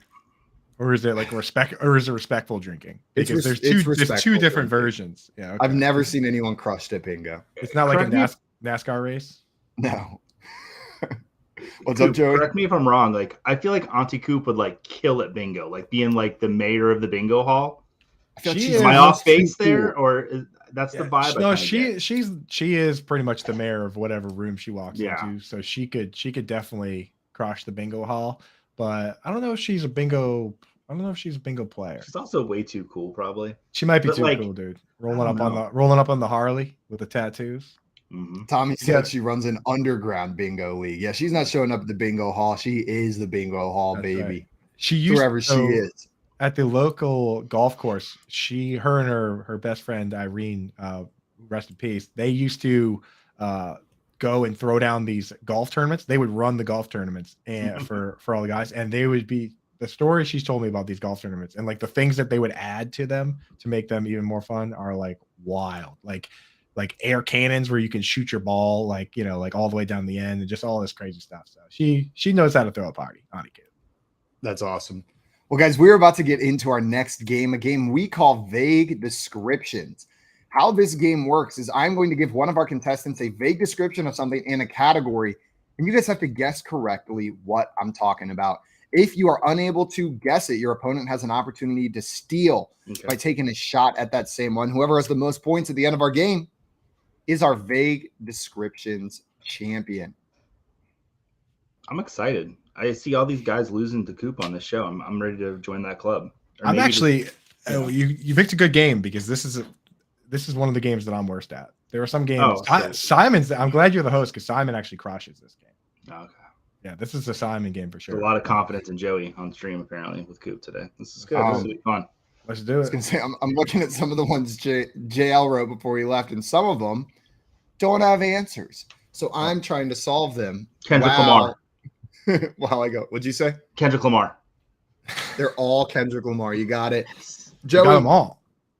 I'm gonna random number generate your order right here. 1 second. 1 2 1 2 1 2 1 2 1 2 1 2 1 1. Okay, and you are going first today, Joey. The random number generator was in your favor. Beautiful. Also, JL said that was Keith, except it says created by JL. You've been betrayed. Here is your first clue, Joey. Your category is movie. And the clue is a girl takes a chicken on a boat trip. That's Moana. Moana is correct, Joey. A girl takes a chicken on a boat trip. Moana's the girl. And she took her chicken on a nice little boat trip. Like, you asked a dad about like one of the best like banger Disney movies of all. Yeah, like I got that. Let's go, Coop. Yeah, you can't be asking dads. That's a dad question. I would have got that one too though, because I enjoyed that movie. I like my favorite's the crab. Yeah, he crushes, dude. It's one of the guys. The guy, I think the crab's one of the guys from Flight of the Conchords, right? Yep. It's, not Jermaine, but I think it is Jermaine. Is it Jermaine? Okay. Yeah, it's I not forget the other guy's name. Sorry, Brett and Jermaine. Yeah. Just thinking about the song "How Far I'll Go" gives me goosebumps. I'm full goosebumped under my arm. I love that song. I will sing that one at the top of my lungs in the shower. Simon, have I sent you the picture of Epcot, what they built out there? Like a month ago? They built I think it's 12-foot tall Tafiti. And one of her fingers looks like a wiener. But that's not what's cool. It's a 12-foot tall Tafiti. I can't wait to bring my kids to see it. Well, that's pretty sick. Tall, dude. Yeah. Well, Coop, you are down 1-0 at the start here, but it is your turn. Are you ready? Yeah. For your first vague description? Yes. Okay. Your category is also movie. Ready. A broke man commits identity fraud so he can manipulate a group of school children. broke man commits identity fraud so he can manipulate school children. That a broke man commits identity fraud so he can manipulate a group of school children. I believe the identity that he's stealing is one of Mr. Ned Schneebly in the movie School of Rock. Coop. What? This is Jack Black and the School of Rock. You are absolutely correct, my friend. That's going to be 1 point towards you. And nice pull with Ned Schneebly. You know why I knew the Ned Schneebly? My buddy actually watched it last night. No, but my buddy texted me Ned Schneebly this week. There's a NHL player named Mark Scheifele that plays for I think he was on the Winnipeg Jets, and we as a joke we always called him Ned Schneebly, and he texted me the name Ned Schneebly talking about that player earlier this week, so it was fresh on the brain, fresh on the mind. It's 1-1. Joey, did you have that one? For some reason, my mind, you heard manipulated school children. I went to Billy Madison. And then I was like, well, no, because he's not broke, because the reason that he's going back to school is to get his dad's company. So then I was thinking, and then Coop said School of Rock, and I was like, good job, Coop. Thanks. You were exploring the Adam Sandler movie pipeline. I was. And then Coop came in and got it right there. Well, it's 1-1. You guys are killing it so far. Yet to miss. And we're going to move on to the next one. Are you ready, Coop? Or no, it's Joey's turn. Yeah, it's like two gunslingers in the West right now. This is amazing. Can't miss, dude. Don't miss. Well, Joey, pew pew. You're gonna be happy here because it's another movie. Yes. And here is your clue. Man tries to quit a reality TV show. Oh, it's the Truman Show. Oh, that's right. This is the Truman Show, Joey. That is absolutely correct. 2 points for Joey. You can't be asking favorite Jim Carrey movie. I know they didn't know I was going to be here. Joey, he's such a movie buff. You can't be asking him. Coop, there's also this there's extra pressure on me to get the movie questions right. That's true. Yeah. Sometimes you don't want those. So there's that in my head that I got going on with all the other voices going on in my head, which there's a lot. It's a lot. So a lot. Also, Jay in the chat saying, I apparently put Dustin in timeout in my pocket. Let Dustin back in, Jay. Has anyone been unjustly put on timeout in our chat more than Dustin? This is like the 10th time. Not more. I feel like it's happened to Dustin over and over. Toronto Dave has accidentally been put in timeout once or twice in the chat as well. We've accidentally caught him in that crossfire. Joey, is Truman Show your favorite Jim Carrey movie? I'm gonna be pretentious. Probably Eternal Sunshine of the Spotless Mind. But that's I do love me some Truman Show. That one's wild. No, Joey, you got to go with the classic film buff cop out with that. Say that Eternal Sunshine is the best movie, but my favorite is Dumb and Dumber. I mean, truly. I mean, I visited the hotel where they filmed Dumb and Dumber at this last summer. So yeah, I love Dumb and Dumber. Yeah, separate best and favorite. That's my trick. I easily, I do that quite a bit. My dad went on a Jim Carrey movie kick around last Christmas, and he came down to San Antonio. And I was talking to him about it. I think we saw the prayer candles with celebrities on it. We saw one of Jim Carrey, and that's how the conversation came up. And he's like, yeah, I've been watching a lot of Jim Carrey movies recently. Then he looks at me, he goes, that guy has some fucked up movies. And I'm expecting him to talk about Eternal Sunshine of the Spotless Mind or something like that. And he goes, there's a movie where he lives with 10 penguins. When my dad said Jim Carrey has some effed up movies, he was specifically referring to Mr. Popper's Penguins. That is the movie that my dad thought of when he thought that this man's got some effed up movies. My best friend for 20 years, Shervon, he does the filming for Starts and Citations. He has teased me that I live in the Truman Show. And every now and then we'll just be sitting next to each other and he'll just talking to us which before Apple Watches, it wasn't that spooky, but now he'll be like, and he's got all my other friends on it too. So about once a month, they'll pretend show me. Yeah, that in high school they put a CD in my car and I didn't know it, and it was Truman Show recording, to where it was okay, he's turning, and I'm like, yeah, they're not nice people. That's pretty funny. He's on to us. Yeah, shoot, we've been Truman showing you this whole time. I just everyone gets a script except for Joey. It's all about you, except for all the ratings. Everyone's rooting against you. It's not like the real Truman Show where they're rooting for you. I'm like the reverse Arian Foster. I don't know that it's all scripted. So. Well, Coop, it is your turn. Are you ready for your next clue? Yeah. This is a TV show. And your vague description is man tries to balance his work and family life. That's pretty vague. It's pretty vague. That's pretty thoroughly vague. Man tries to balance his. This is the next round. Thoroughly vague description. Yeah, seriously. Man tries to balance his work and family life. I don't know. Is it Home Improvement? It is not Home Improvement. I'm sorry, Coop. Joe, you got a guess? Yeah, I mean, this could be so many shows. I have so many in my head. I guess I'll just go Simpsons. Like Homer is not The Simpsons. Coop, you want to take one more shot? Yeah, I think we should. Work, family, balance. And there's got to be some sort of play on words in there somewhere. Yeah. Dustin in the chat saying, "Let me in." Welcome back, Dustin. Sorry, Jay put you in timeout. It was an accident. Man tries to balance work and his family. Let's see. 24 with Jack Bauer. 24 with Jack Bauer is incorrect. Joey, you want to take one more shot at this? No. Yeah, the Batman. I don't know. Yeah. Tell us what it is. There was a little bit of a play on words there with family. It is The Sopranos. The Sopranos is the correct answer here.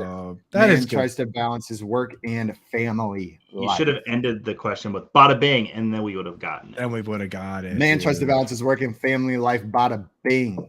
Yeah. Then we would have got it probably right away. Yeah. Sopranos, good show. Great show. I've never seen a single Hot take. episode of The Sopranos. Oh, it's Check it out, dude. Should I watch it? Critically acclaimed.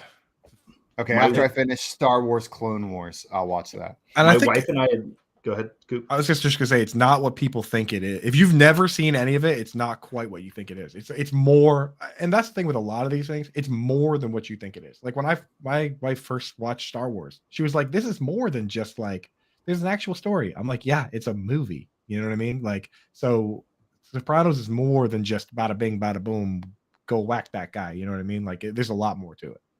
My wife and I bought a house in 2016, and we didn't want to just watch a crappy show to be like the first show we watched in our new house. And we had never seen The Sopranos. And we're like, all right, we're going to just pick one of the GOATs to be like the first show we ever watched in this house. And it was a great decision. Yeah. So that's your Sopranos house now? Mm-hmm. Yep. Like that. That's kind of tight. So check that out, Simon. It's a good show. It's a good show. I'll check it out. Joey, we are back to you. You're up 2-1. This one. Nobody got a point on that one. Okay. Are you ready for your next vague description? Is it a movie? No, it is a celebrity. Okay. And I would call this one also thoroughly vague because That's your great. thoroughly vague description is middle-aged heartthrob. Matt Damon. It is not Matt Damon. I like that guess, though. Coop, you got a guess? I'm going to go with, and this is a guy who is known for dating younger women. Give me, which that makes me think middle-aged heartthrob. Let me get Leonardo DiCaprio. That's a good guess. It is Leonardo DiCaprio. He is a middle-aged heartthrob. That's he's hey. You know what? It's hard. The thing is, it's like it's hard to knock his style. You know what I mean? I don't know. I can knock a couple things about it. I will say his wax sculpture at the San Antonio like wax guy museum, whatever the hell those are called, wax figure museum, they did him dirty, man. They did him dirty. It is a terrifying, like zombie, sickly version of Leonardo DiCaprio. Like John Legend in there, it looks like he's there. Like he's in the room with you. Leonardo DiCaprio, they didn't capture it, man. They got him after he'd been in the snow for 10 hours in The Revenant is what they got, but then put him in a suit. He looks a little too much wax on there. Yeah. They left that one in the sun for a little bit. The thing is with Leonardo DiCaprio is that we can criticize him all we want, but if you were to go and ask him about it, he would just be like, well, I'm rich and famous, so I like to date beautiful women. And then what do we say? Gross. Okay. There's beautiful women your age. And Is that? But I mean, like, it's not like he's dating women that are underage or anything. No, he does do the like, well, I'm not going to fall into that category, and he's like the 23 to 25. It's a 2-year contract, and then he boots them when they turn 25. Like, that's what I'm talking about. But is that is that a fact or is that a coincidence? Because could he just say couldn't he, like, if you said that to him, like if you were actually going to say that to his face, what if he just said that has nothing to do with why my relationships ended, and I take offense at you suggesting that I would do something like that. When Bruce Willis and Demi Moore got divorced, I believe it was at one of his divorce hearings, he said, and I'm not endorsing this, it's hard to stay faithful when 19's still on the table. And I was like, oh my God. But I think that's how Leo thinks to a little higher degree, though. But it's like, okay, I'm going to do this while I can. If Leo says something like that, then I would judge him for saying that. But it's kind of hard to, make that suggestion without hearing from the man himself. I think somebody should try asking him. That's all. Maybe he's just, immature, and I mean this in a nice way, but he's been a child star his whole life. Maybe he just only can connect with 23 to 25-year-olds. What's funny about this whole thing is I just typed his name in and hit news, and the first thing that comes up is Leonardo DiCaprio dating a 19-year-old Israeli model? It's like, Jesus, Leo, I'm trying to defend you here, buddy. Like that article's from yesterday. I'm like, I'm trying to have your back, dude. Can you please just for 1 second relax? Like, okay, maybe I'm wrong here. Maybe he is a little over the top. I think you're misunderstanding what I'm saying. I'm not indicting him. I'm not saying people shouldn't support him. I'm saying the pattern of behavior is worth comment, right? It is not necessarily, there's nothing that he's doing that's crossing the line, but the pattern of behavior is worth comment, worth noticing, and being aware of, is how I feel on it. But guys, we're going to move on to our next vague description here. Coop, you got that one right, and you stole it from Joey, which means it's back to your turn and an opportunity to take the lead here. Are you ready? Yes. Here we go. Here is your next clue. It is a TV show, and the clue is mushrooms attack. Mushrooms attack.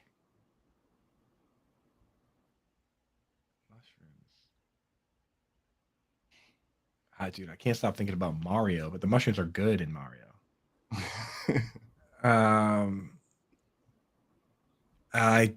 Is this the new? Oh, okay. Is this the new? I haven't seen it, but I actually, I know the video game The Last of Us is about like an infestation that turns people to zombies. Is it The Last of Us? And the mushrooms are the things turning people to zombies? That is 100% correct. And going to get you that point. Taking the lead. The Last of Us. It didn't seem like you were going to get there for a second, but you got there. Have you guys seen that? I heard it's awesome. I've watched the first 45 minutes of the first episode, and then I fell asleep. But it was freaking awesome before I fell asleep. Oh, okay. It is my favorite video game of all time, and I was not going to watch it until I heard it didn't suck. And I've heard only incredible things. And Pedro Pascal was actually on Tonight Show last night talking about it, so I can't wait to start it up. I love Pedro Pascal. He's the man, dude. He chooses his projects very well. Whoever his agent is that puts the scripts on his table, give that man a raise, because this guy is only hitting him out of the park. Mandalorian, yeah, hell yeah. Narcos, hell yeah, man. And Game of Thrones. I always forget that he was on Game of Thrones. Yeah, he was. Well, it's hard to forget his character once you watch that show. I don't want to spoil anything, but I will say that with The Last of Us, I haven't watched it yet. Well, it's crazy. Usually when you get these video game adaptations, you have two things. You either have they stray away from the video game and the people who played the video game are pissed, or they do the video game exactly and the people that never played the video game are like, this is dumb because it's hard to do things exactly. And apparently they found somewhere in between where everyone's happy, which is like, you never see that, right? The video game people love it. People that don't play video games love it. Are we sponsored by The Last of Us? I don't know. Could we be? That would reach be out. Absolutely Reach out to Keith. Also, Hallen here saying Game of Thrones was such a good book series. I can't bring myself to watch the show. I haven't finished either. I read the first 2 books of the book series, and I watched the first season of the show. And the books are definitely better, but the first season of Game of Thrones was a ton of fun to watch. I didn't go any further than that, but I had a lot of fun watching it. I was just watching it on DVD before I had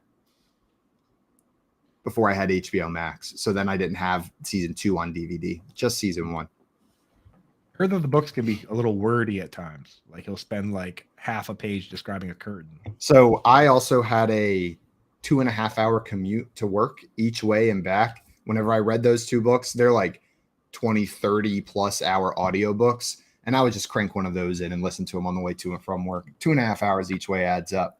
How is that 2.5 hours? How is that possible, dude?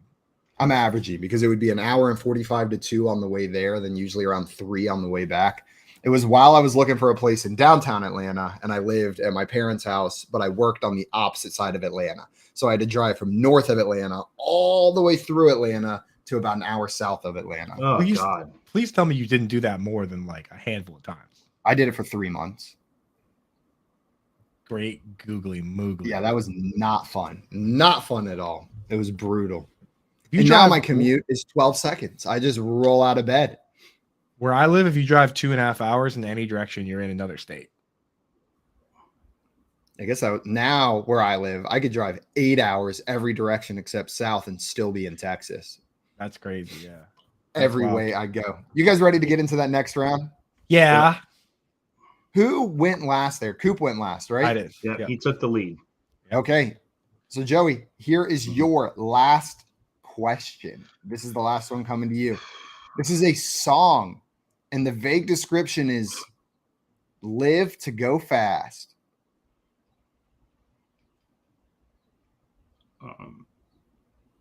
So who wrote these questions?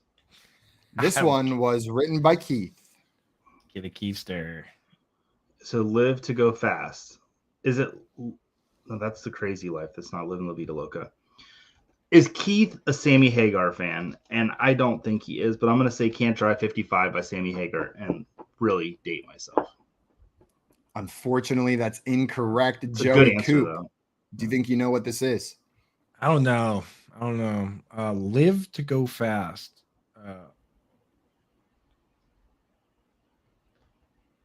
Is it Highway to Hell? It is not Highway to Hell. Joey, you want to take another shot at this? Is it Born to Run? But Hal in the chat had the same idea as you with I Can't Drive 55, Sammy Hagar. They were right there with you. Born to Run, Bruce Springsteen. Live to go fast. Born to Run is correct. Joey, Dude. that's going to hell yeah.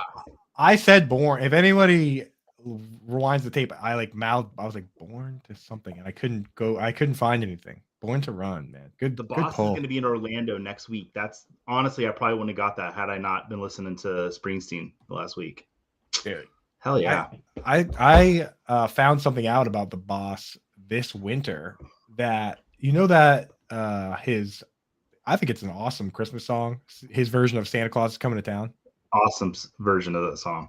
Dude, did you know that was recorded live?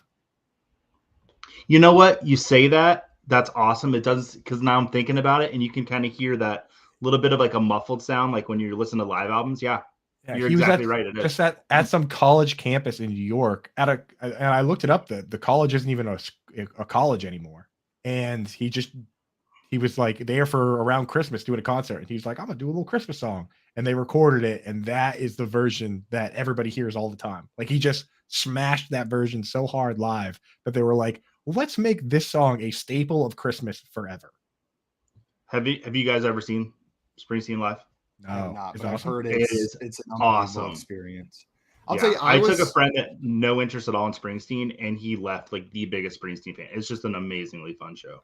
I wasn't a big Springsteen fan. I don't know why. I don't know. I think I underappreciated what he did. And then one of my favorite artists, Amanda Palmer, just went on endlessly in an interview that she did about how her biggest inspiration in songwriting and storytelling is without a doubt by far number one, Bruce Springsteen. Like that is, and I was like, really? Like, and so then I went and started, and dude's a monster storyteller.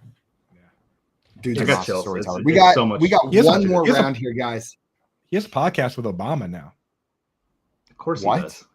boss. Him and Obama have a podcast called Renegades Born in the USA. That is the smoothest voiced podcast on planet Earth. Oh my God. Yeah. Wow. I'm listening to that as soon as this is over. Just as of Obama, like that's like if you're president, once you get done being president, they're like, "Hey, Mr. President, you can do whatever you want." Like And Hal that's the kind of Downey said, thing. the two greatest orators of our time. I'm with you, Hal. That's I just gotta like, check that out. Yeah, I'm listening. Obama's to it. been producing some like really good documentaries. Yeah, that nature series on Netflix yeah. is fire. It is the best thing to like put on in the afternoon in the background. Coop, are you ready for your last prompt? Yes. Okay, this is to win the game. Your next category is physical activity. Hit me. Getting into poop position without pooping. I think we actually talked about this yesterday, and I did it for a decade. Sometimes 2 games a day. And I think this is playing catcher. I'm sorry, this is not playing catcher. No. I mean, that Joey. is kind of getting into the poop position without pooping. Is that how you poop? Like a bird? Like with your knees up? Hey, you don't get up on the seat? I don't get up. I mean, when you're a catcher, you're sitting there crouched position, ready to rock. Yeah, you're right. Joey, what are you going with here? So you squat to go on a toilet. You said is it doing squats? Like Joey? Exercising? It is doing squats. You are absolutely correct. You're going to steal the point and the victory at the last second there. There were some other vague descriptions in there, beautifully written prompts. They were really interesting. I couldn't figure them out, and there were no answers in there either. So we did not get to those, but we'll use those next time. Guys, coming up, we are going to play some Fantasy Feud. We've got some Fast Guy Quick Time coming your way. And then we've got our cartoons draft. And I saw people asking characters or shows. We're talking shows, and we're going to be excluding adult animation. So no Family Guy, South Park, BoJack. These are our classic kids cartoons. You're watching the Front Yard Fantasy Morning Show here on Better Sports Network. Better Sports Network is sponsored by Lucra. Now being joined by Dylan Robbins, the CEO of Lucra. Lucra is a unique new platform, but it really has a basis and a very simple idea is that we think that people want to bet with their friends, right? Our product is built off the fact that the casual fan is at the bar or at their buddy's house and they're putting $5 on the game and they're doing it on Venmo. And I think that there's a huge opportunity to open the market up to all these casual fans. A lot of people who feel boxed out by the traditional sports books because they're too complicated or there's complex jargon. They don't understand the lines or the spreads. And so Lucra's goal is to just make it simple. And our favorite way of doing that is we just connect you directly with your friends. So it's a social platform. It's peer-to-peer. We're not the house. We don't take any risk on these wagers. We just are a marketplace to kind of connect you with your friends directly to engage. So it started as just a business for sports. We've expanded outside of sports now. We offer 150 recreational games from cornhole to beer pong to darts to Wordle to Peloton, you name it. You can challenge your friends now on Lucra. And you've got all the gaming and tracking and stats and leaderboards to go with it to make it fun. So it's a bit about what we do, and excited to chat with you guys about it today. What's the future growth of Lucra? Good question. I think for us, it's really the expansion outside of sports. I think that we've proven that sports is a great model. We've got a ton of great customers who love our sports product, but we're really paving the way or really innovating on this recreational game side of our business as we think about all these unique categories and areas where people are competing. Spike ball, pickleball, all these things that are blowing up across the globe right now. Lucra is the first real way where people can bet with their friends on these games. And so we're getting a lot of new customers from that, a lot of brand awareness from that. And I think we're just trying to iterate that product, make it more fun, make it easier. But we're going to keep our ethos the same, casual, social, and fun. That's what Lucra's about. Our average contest is $10. This is not about bankrupting your friends. It's not about winning big and paying your rent. It's about the magic of the moment and making that moment better by having $5 on the line. If you ever played a round of golf on Sunday or watched a football game, you guys get it. You put a few bucks on it. It just changes the way you interact with that game. You watch it longer. You spend more money there. And it gives us a lot of time for us to a lot of opportunity for us to partner with other brands because of that. Better Sports Network is sponsored by Lucra. Winning is fun, and beating your friends is even better. Download the Lucra app today to challenge your friends and win money.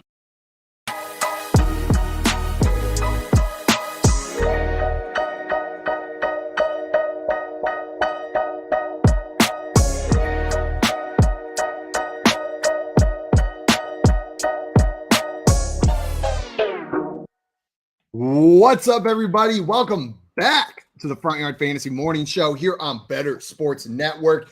It is 2/3/23 MJ Day, baby, and we are live about to get into some fantasy feud. Before we do that, though, Coop, you've already made it clear you think MJ's the GOAT. Joey, I always take a backseat in this conversation because I do feel like I didn't watch MJ play. I didn't see him play. I didn't know his greatness when it was happening. And I was heavily biased as a Cavaliers fan watching LeBron in his prime. Like, I know the greatness of LeBron. I'm curious. You probably watched both of these guys a bit. Do you have an opinion on who the GOAT is? There was only one of them that was appointment viewing television, and that was Michael Jordan. When I was a kid, like, you would watch Jordan games, and we were lucky we had WGN. But I mean, the Bulls got a lot of national TV. But like, there is nothing on my lifetime that's been close to Michael Jordan. Like, Tom Brady's the GOAT of the NFL, but like, no offense, Coop, but you didn't have to. Watching a Patriots game wasn't necessarily appointment viewing television. Where if Jordan was in a game, you turned it on, and that's saying something because it's an NBA game. I mean, the thing with the MJ versus Jordan debate, like, I take championships out of it, because if you want to go by championships, then those guys aren't even close. Like, who would be far and away the number one? Mm-hmm. Do you know? Bill Russell, right? Bill Russell has 11 rings, 5-time MVP, 12-time All-Star. And the craziest Bill Russell stat is that in his entire career, going back from high school to college to the NBA, he never once lost a game that was loser goes home. Every time it was a winner takes all game, he won. Every game 5, every game 7, he won the championship every time he got in the playoffs in college. He won the state title every year in high school. This dude, he lost a couple series where they just got blown out completely. But if it ever came down to just one game where your team wins and you win, he never lost one of those. Bill Russell is the ultimate winner. But I still think that, based on what Joey says, Michael Jordan is the best. And he was just different. It was the steals, the one-handed pump fakes, the windmill dunks, dude, the crazy up and under layups, dude. Like, Michael Jordan was always doing something crazy, dunking from the free throw line, winning the dunk contest, right? Like, he was always doing something special. That's the difference, is that LeBron is he's like brute force good with the rebounds and all that. But like, Michael Jordan was like special. Yeah, this is like a weird little fact from my memory, but like, Michael Jordan was so over that he was on the phone book in Florida. And when he played for UNC, when he won the national title with UNC, he was on our phone book, on the cover of our phone book. That's so odd, like a college basketball player. And then what Jordan went on to become in the NBA is another story entirely. But it was always destined for that guy. It's just Guys, joining us right now, we've got our friend Vinnie Iyer coming on the show. For those of you that don't know Vinnie, come on. He's an NFL and fantasy football writer over at Sporting News and a host at the Locked On Podcast Network. You can find him on Twitter at Vinnie Iyer. That is VINNIEIYER. Vinnie, my man, thanks so much for joining us today, my friend. Yeah, thanks for having me back. Looking forward to it. We'll see what game we're playing this time. We were just talking some MJ versus LeBron before you got in here in honor of MJ Day. I know you're primarily a football guy, but do you have an opinion on who the GOAT is? Is it MJ or is it LeBron? I think when you look at the overall play and longevity and what you could do on the court in terms of everything, you have to say LeBron. But in terms of, I don't know if he'll ever be what Michael Jordan was in the 80s and 90s in terms of just crossing over and being that big time guy. Because I think there's a lot of people that don't like LeBron, but everybody liked Mike, right? They pretty much did, even though maybe LeBron might be the better guy overall in some of the things he's doing. But Michael Jordan was just almost like a superhero, where I think LeBron is trying, but I feel like everything he does is derivative of Jordan, right? Making Space Jam 2, like we've already seen this. And then there's some other guys that have been pretty awesome that have come along with Steph Curry and different exciting NBA players that we've gotten into. So when it was the other guys, I mean, Jordan stood out when there was Magic and Bird and all these other guys were still there, but he still was the guy that everyone loved. So when you look at all that, I think NBA was the bigger superstar in a lot of senses. But I think if you're going for who's the better basketball player overall, I think LeBron, also because he played and has been playing for so long. That's really the thing, because it's like he captured every fan base. Like, I'm a Celtics fan. You can see the Marcus Smart right there. You bring up Larry Bird, like Larry Bird's a god in this town, and you'll still find people from like Charleston that are like, nah, Larry Bird's the best ball player all the time. But like, no, like for the most part, we've all come to terms with the fact that MJ is the dude. And for MJ to surpass Larry Bird in this town, where Larry Bird himself was like MVP like 3 out of 3 years in a row or something like that, like that's true greatness. You're right. Like there's no arguments for, no one's even trying to argue like LeBron versus MJ, where people still argue Kobe versus LeBron, right? Like people will still say Kobe's the best Laker of all time. So I'm with you on that. It's I love LeBron. He's awesome, and he's, as you allude to, he's a really good dude. That's the other part. Larry Bird is my favorite player to hear other former NBA players talk about. Yeah. Like whenever they talk about playing with Larry or playing against Larry, every story just makes you think, God, that dude was badass. Like Larry Bird was a badass dude out there on the court, and every single person he played against thought so. Right. Yeah. I'm sorry, go, Judd. I was saying the only fan base I can remember like truly hating Jordan, my mom was dating a Pistons fan right during that run. And man, those Piston fans, because we went up to visit his family in Michigan, they hated Michael Jordan there for good reason. But the Larry stories are amazing because some people will not realize this dude talks so much trash, and he would back it up. And the stories are always like, yeah, Larry like whispered to me. He's like, and it's never like, oh, it's just some random game. It's always like, yeah, there was like 10 seconds left and we had the ball. And Larry goes, I'm going to come back down here and I'm going to shoot from right here and win the game. And he like pointed a spot on the ground. And sure enough, he would come right back and shoot from that spot and win the game. Like he was just ruthless, dude. The 3-point contest where he shoots it and then he turns and puts his finger up like this before it even goes in. And obviously it goes in, but like he needed to hit one last ball. He knew he needed one last ball. He shoots it and like just turns and walks away. Like that was Larry Bird. He would crush you and he'd tell you all about it. Yeah. Did you see the video? This is about LeBron, but Jabari Smith Jr. Walked up to him on the court and said, "You played your first NBA game against my dad. My dad played against you in your very first NBA game." And LeBron's just like, man, why you got to do that to me before a game? Like making me feel old right before we're about to play. He just walks up to him on the court like, yeah, you played against my dad. Well, guys, we brought Vinnie here today to play some Fantasy Feud. We got Tabitha in the chat. Good morning, Joey's mom. Welcome in. Hi, Mom. Vinnie, Fantasy Feud is a game that you have been quite dominant at on this show. I'm going to explain the rules for everybody in case they haven't played before or been here with us when we played. How this works is I've got a list of prompts. The prompt may be something along the lines of like these 7 quarterbacks who have thrown the most passing touchdowns all time. If you think you know the number one answer, you're going to buzz in by saying your name. If you get that number one answer on that list, you're going to have the opportunity to choose whether you want to pass or play. Play, you got to get all the rest of the items on that list before getting 3 strikes, 3 wrong. If you do get 3 wrong, your opponents will have the opportunity to steal by getting 1 of those remaining left. Now, if you choose to pass, you're banking on your opponent getting 3 strikes, and you're going to steal to get that point. The one other rule, if your initial guess is not the number one overall answer, if it is a list that goes in order, your opponents will have the opportunity to buzz in and try to steal that round from you right from the beginning. You guys ready to get into it? Yeah. Let's do it. Let me take this moment quick to just say, Foxwood Vin, you are going down, boy. Okay. I think my nickname has changed, so that's bigger. What is it now? What's your nickname now? I don't know. Next week I'll be, I guess, Glendale. Oh, you going down to the Super Bowl? Whoa. Yeah, this is my third one in Arizona. So Super Bowl Vinnie. Arizona Pro. I don't know. I like the name. I like Foxwood Vin. It's got a nice Okay, name yeah, to it, yeah, it's probably better. well, we'll see. We'll see. We'll see how you come back from Glendale. Maybe you come back a new man, and we got to call you Glendale Vin. You're always doing something cool, man. Here we go. Here is our first clue or prompt. The 8 longest tenured NFL head coaches. Vinny. Heard Vinny first. Vinny, who is it? Number 1 is Bill Belichick.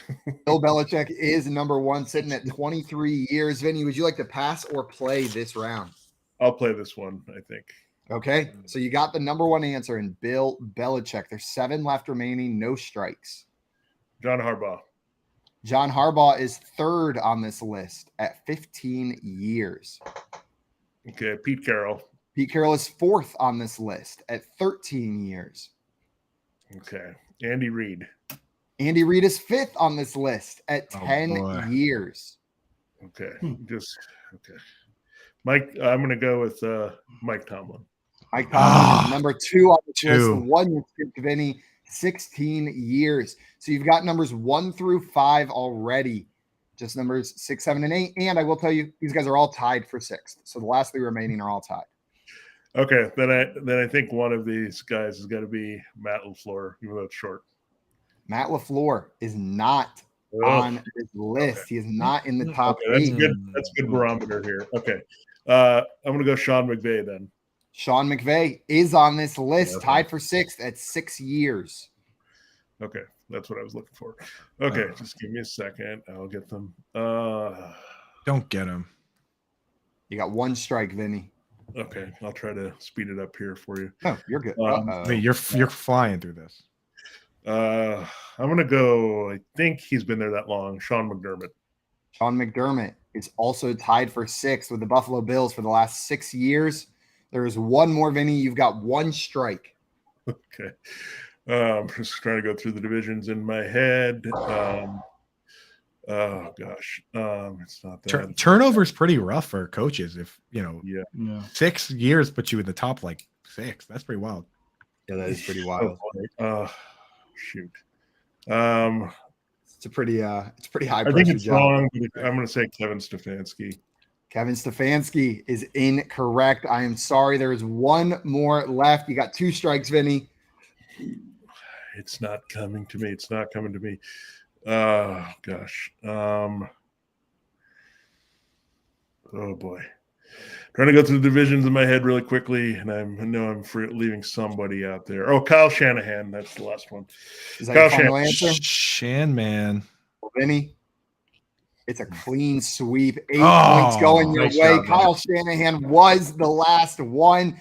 Nice job, Vinny, pulling that one out. I thought that was tough when you got down to the coach that have only been there 6 years. I'm just going to get to the West fast enough. I had to go ahead. I was thinking McCarthy might have been there 6 years for Dallas, and then I was like, no, I think it's been like 4. My guess was not going to be Shanahan if you missed it. My guess was going to be Mike Vrabel.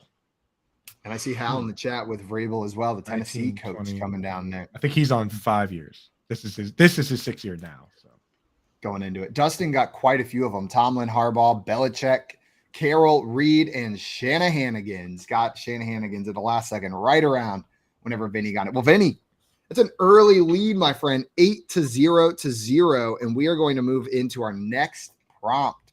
You guys ready? Yeah. Here we go. I talked so much trash. Jeopardy champion comes in, drops an 8 spot, first one around. That was a good one for me, and that one I could figure out. Yeah, 'cause I've seen that list a few times. So, well, here is your next prompt: the top 7 2022 sack leaders.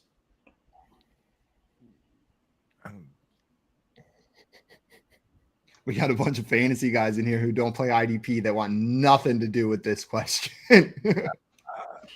I guess Vinny. Coop. If you Okay. Yeah, somebody got to go. Did Vinny get in for me?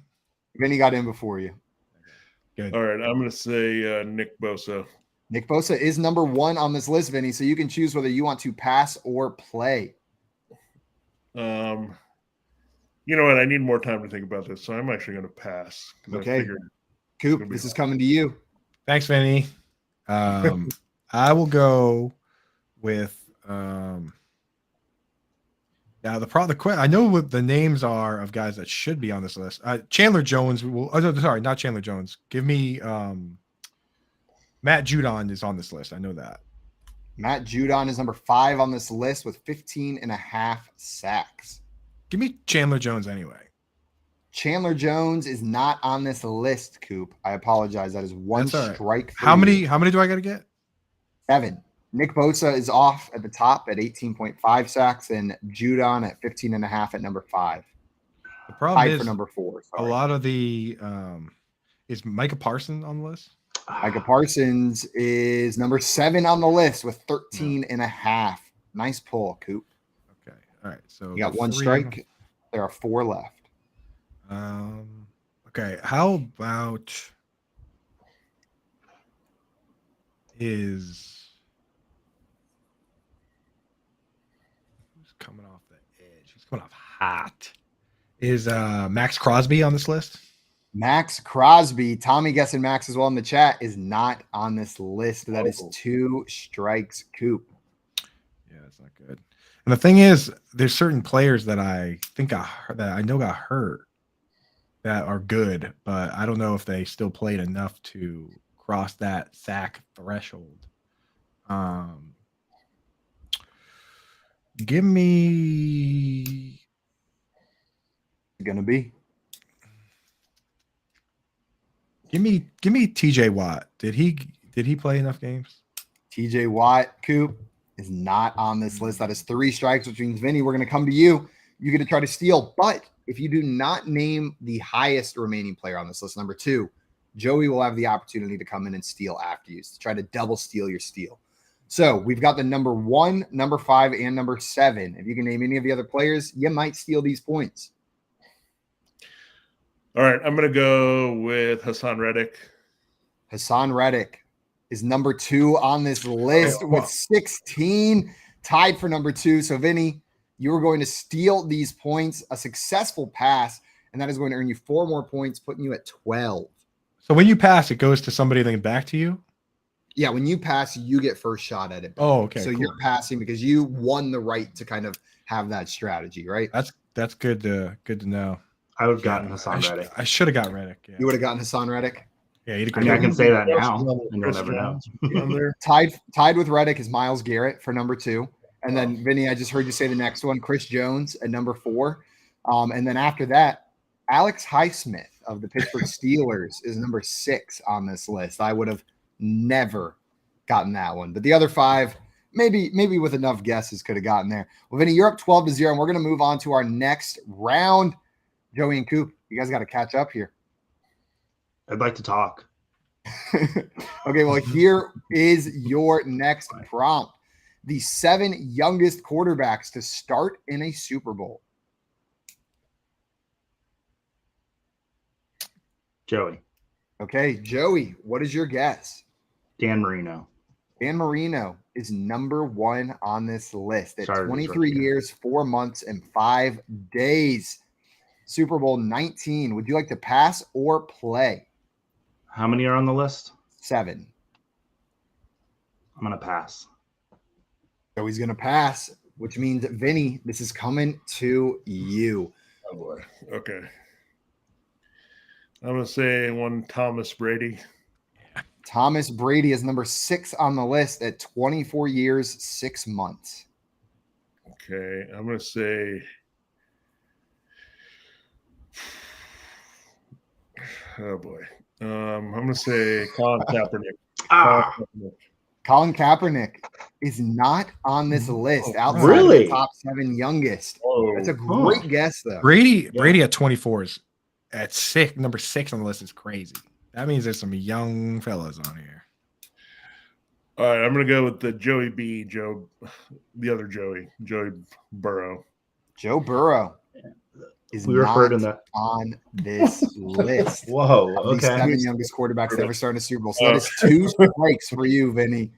That's crazy. Okay, so guys in their second year still too old. Right. Yeah. That's not going to be helpful. And we've got Cap was 28 when he was in the Super Bowl. Got some fact checking on that coming in. These guys that came out early, I get it. Oh my, I don't know where to go now. Like, I'm trying to dig deep here. Jeez, struggling here. What's it gonna be, Foxwood Vin? These guys are older than I'm thinking about. Not Rich Gannon. Not Rich Gannon. You have no idea how many times a day I think that. Not Rich Gannon. Yeah, I was struggling here. I'm going to say, oh gosh. I'm going to say Cam Newton. That's wrong. But Cam Newton, you knew it already, Vinny. It is incorrect, which means Joey, it's coming back to you. If you can name one more, you will likely steal these points unless Coop can swoop in and name the number 2 if you don't name it. Okay, so I was confident Kaepernick was on there. And so I was like, okay, well, this next guy will be on there too. But now if Kaepernick's not there, I don't think Russell Wilson's there, but that's what I'm going to say. Russell Wilson is not on this list. So so. as of right now, these points are headed Vinny's way unless Coop can name one more on this list. I got one. That in his second year in the league, he threw like 50 touchdown passes. It was honestly his first year starting. Is it Patrick Mahomes? Oh. Patrick Mahomes is number 4 on this list. Coop, you are going to steal these points. 3 points. Coop's direction. Number 2 on the list. Ben Roethlisberger is number 2. I had Big Ben on the top of my notes. I wrote Big Ben because I knew he made it pretty young. Number 3 is David Woodley in Super Bowl 17 for the Miami Dolphins.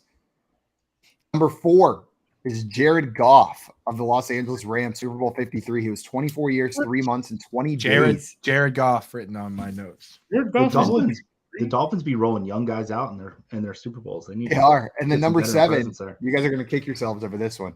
Who's Jalen Hurts in Super Bowl 57? 24 years, 6 months, and 5 days. Wait, see, he has not played. I thought he has not started the Super Bowl yet, though. Yeah, that's fine. The thing is, that is reasonable. That is a reasonable possession arrow Joey's way. Yeah. It could be Gardner Minshew. I thought that, but I was like, oh, he hasn't started in it yet. They could just twist and say Gardner Minshew is starting. Can you imagine? Like no injury. They just say, Gardner's the guy. He's going to take us to the promised land. Backup worked last time. Let's see if we can make it work again. The Eagles do, yeah. Well, guys, we're going to move into our final prompt here. Vinny has a pretty commanding lead. But here's your final prompt. What I want to know are the 7 running backs with the most receiving yards this regular season. Okay, Coop, I heard you first. What's up? I will say Austin Eckler. Austin Eckler is number 2 on this list. So if anybody else wants to buzz in and try to get number 1, you are free to do so. Vinny. Okay, Vinny. Christian McCaffrey. Christian McCaffrey is number 1 on this list. So number 1 and number 2 gone. And Vinny, you get to choose whether you want to pass or play. I think I'll play this one and see what happens. Okay. Christian McCaffrey and Austin Eckler off the board. Okay. I'm going to say Saquon Barkley. Saquon Barkley is not on this list. I'm sorry, Vinny. Good start. I'm going to say Joe Mixon. Joe Mixon is number 6 on this list with 400 receiving yards. Okay. I'm going to say over there, getting ready to steal. Dalvin Cook. Dalvin Cook is not on this list, unfortunately, Vinny. All right. Oh, geez. I'm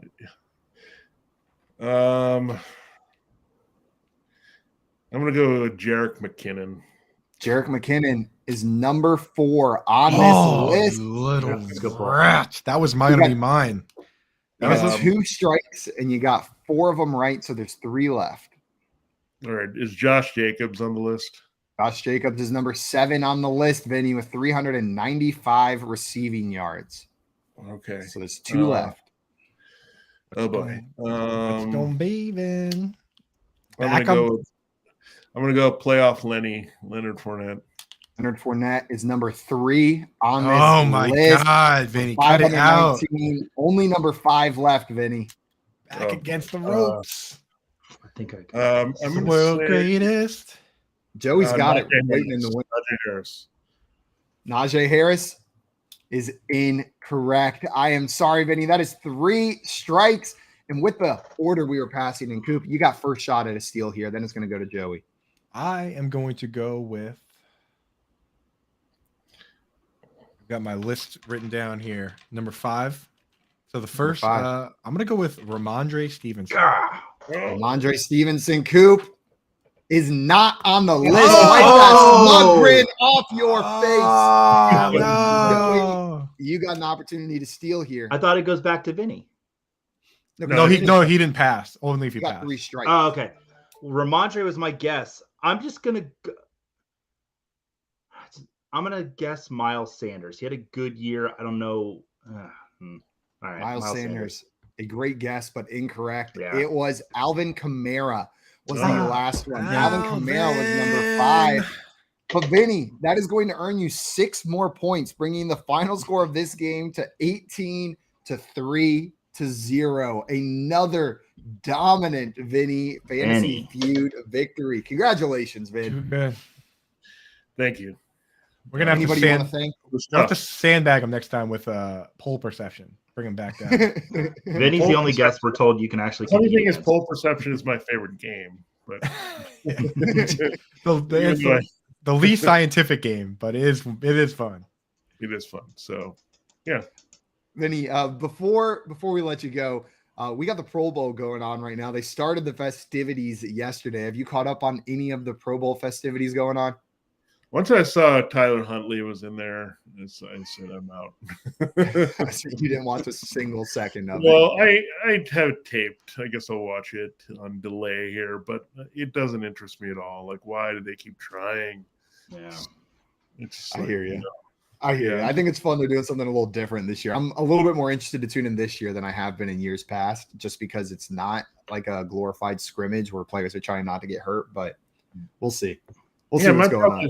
Mahomes, you can't see Mahomes do anything in it, so it's like, why would it? Or, it's not like Jalen Hurts is weightlifting or Patrick Mahomes is throwing a ball through a barn. Like, that's what I want to see. And I can't. You got Tyler Huntley and Derek Carr out there playing dodgeball.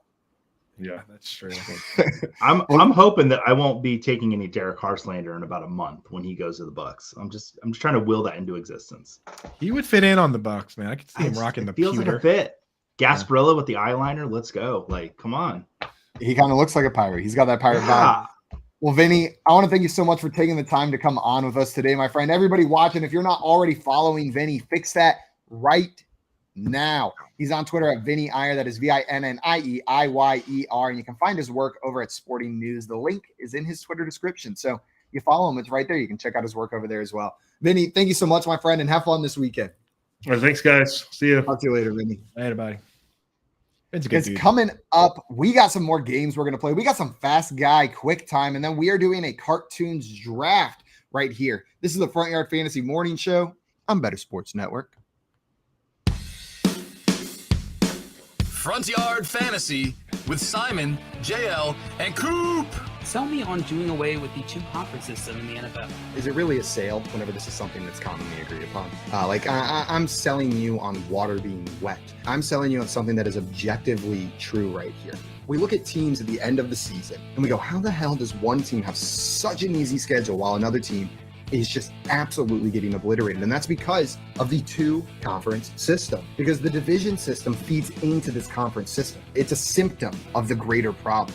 Like these divisional matchups, you're telling me it's fair that the Buccaneers are in the playoffs after playing the Panthers twice, the Falcons twice, and the Saints twice this year? That is unbelievable. There are multiple more deserving teams every single year that, because of this system where we silo them into random groups, it determines the order. And yes, originally this was geography based, right? We had these divisions, they were geography. It's 2023, my dudes. Geography doesn't matter whenever it comes to the size of the United States. These teams can travel anywhere. They don't need to geographically locate them in divisions or conferences to make the games make more sense. If USC can be in the Big Ten, why the hell can't Miami play San Francisco every year? It can happen. They've got more money than these colleges and they're not taking classes. All it does is create an ecosystem where less talented teams can get rewarded for playing in weaker divisions and more talented teams are punished for continuing to improve.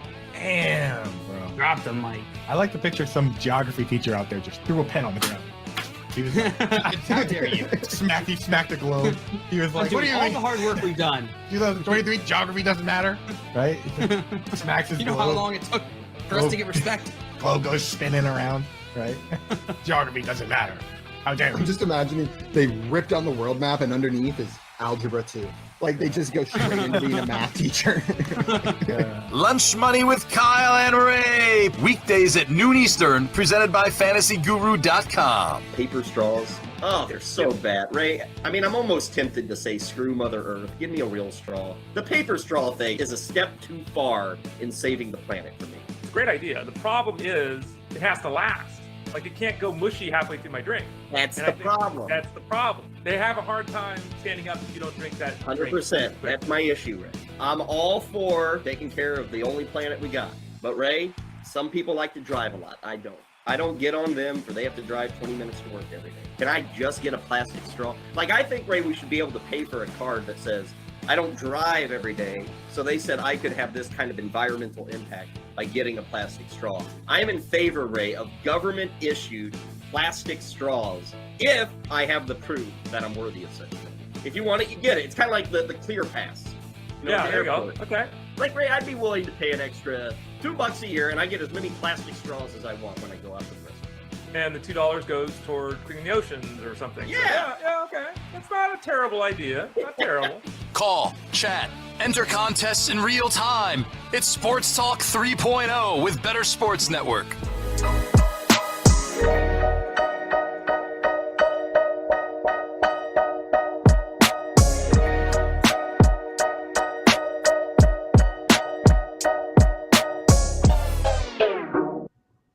What's up, everybody? Welcome back to the Front Yard Fantasy Morning Show here on Better Sports Network. We're about to get into Coop's favorite game that we play, Fast Guy Quick Time. I can smell the excitement radiating off of you, Coop. Hooray. Shades on, haters out. Jay in here has a different take on where Derek Carr is going to be ending up. He says Derek Carr is going to the Jets, not to the Buccaneers. But we did get a report yesterday that, was it the Jets owner or the Jets GM? Something was leaked saying that the Jets are going to go all out trying to acquire Aaron Rodgers, is what it sounds like. The reports are saying the Jets are really going all in trying to get Aaron Rodgers as the QB of that team. I mean, from the team themselves, they came out. Robert Saleh said, we are focusing on acquiring a veteran quarterback. Like, that's as close to saying that I want Aaron Rodgers here right now as you can get, right? Yeah. We got Dave Kluge in the chat saying, sup, boners? What up, big boner boy?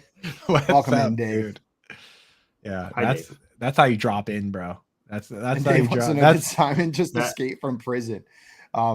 Yeah, Laguna Beach prison is where I escaped from. They actually give you these really nice dolphin jumpers.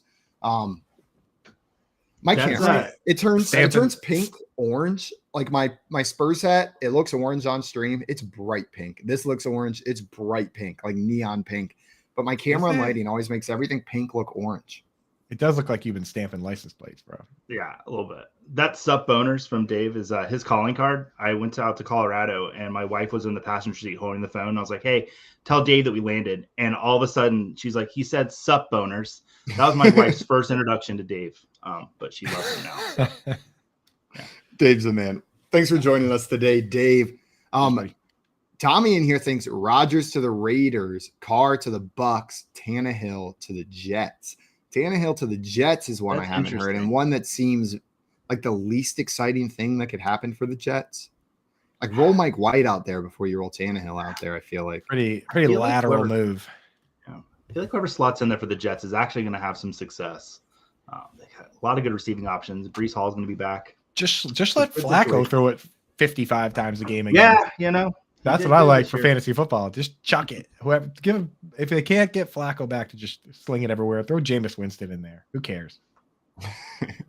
I was excited for Jameis. And then we never got to see it again.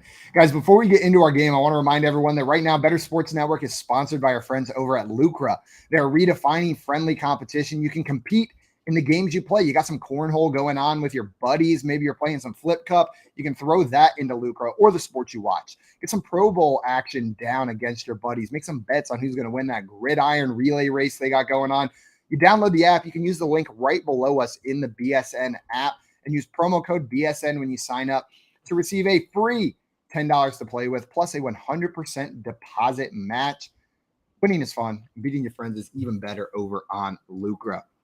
Here's the other cool thing about Lucra is that it's not just you versus your friends. Like the bets that you put out there, you can also just make them public and they go out. And if somebody wants to take them, they can take them. So if you want to throw bets out there that you think are one-sided in your favor, somebody might take them. Like I threw one out there that I thought was even, but I thought that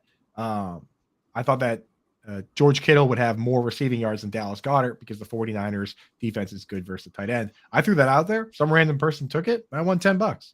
So like if you have some things that you think are good bets that, you want to see if somebody will take, throw them out there because people are out there scrolling through these bets and being like, oh, I'll jump on that. So hey, go for it. Why not?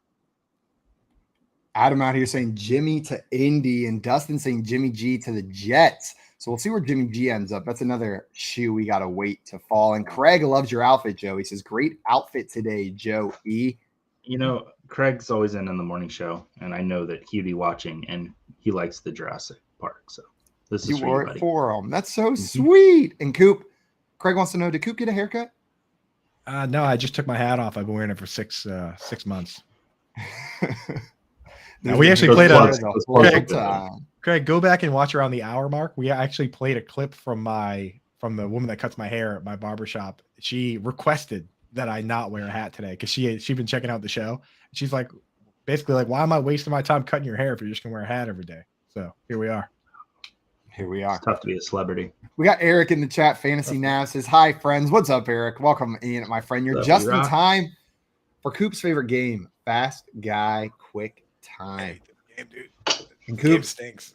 Just so you can get it over with, Joey's actually going to go first, and then you're going to go second and or third. We'll determine. Right before we get started, Kevin Frank in the chat says, what up, dudes? What up, Kevin? What's up? Welcome in. What up, dog? Joey, are you ready for your game of Fast Guy Quick Time? I'm so afraid I'm going to say something bad one of these times. Everybody watching, if you have not watched this before, how it works is I've got a series of rapid fire questions I'm going to throw Joey's way. His one and only job is to answer, and his one and only rule is to not think. So, Joey, I give the question. First thing that comes to your mind, just say it. Those are the rules. We got a series of questions here. Are you ready? Yeah. Okay. Superman or Goku? Superman. The rudest animal? The squirrel. Tarantino or Nolan? Tarantino. Weapon of choice in a zombie apocalypse? Oh, cricket bat. If you could be in any movie, which movie would it be? Pulp Fiction. Most boring sport? Badminton. Most useless word? Car. Quick. Scariest Muppet? Rolf. Sounds you'd like your farts to make? Favorite ice cream topping? Fudge. Worst fruit? Kiwi. Great name for a caveman. Kiwi. Kiwi the That's caveman. A good name. Nice job, Joey. Nice job on that one. I have some emphatic there with the Tarantino one. Yeah, I don't mind Nolan, but I mean I'm reading Tarantino's book right now. Well, I have a couple bones to pick with a few of those answers. First of all, badminton is electric. Okay. I don't know how you could say that sport is boring, dude. Have you ever watched professional badminton? It is wild, dude. I'm going to be honest with you. There was a sport that came into my head first, and I don't agree with it. I didn't want to get canceled. I was going to say hockey.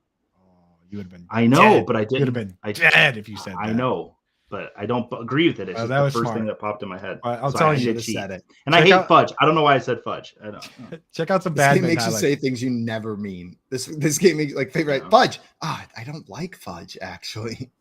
Now, I'll also say that you picked Pulp Fiction, which is a good movie, but terrible things happen to virtually every person in that movie. Yeah, in hindsight, I realized my errors of the way, and I mean, there's a very real chance I either get shot in the face. I've got a ball gag in my mouth. There's a lot of bad things. Does that can happen. anything good happen to anybody in that movie? To be honest with you, There's some good dancing.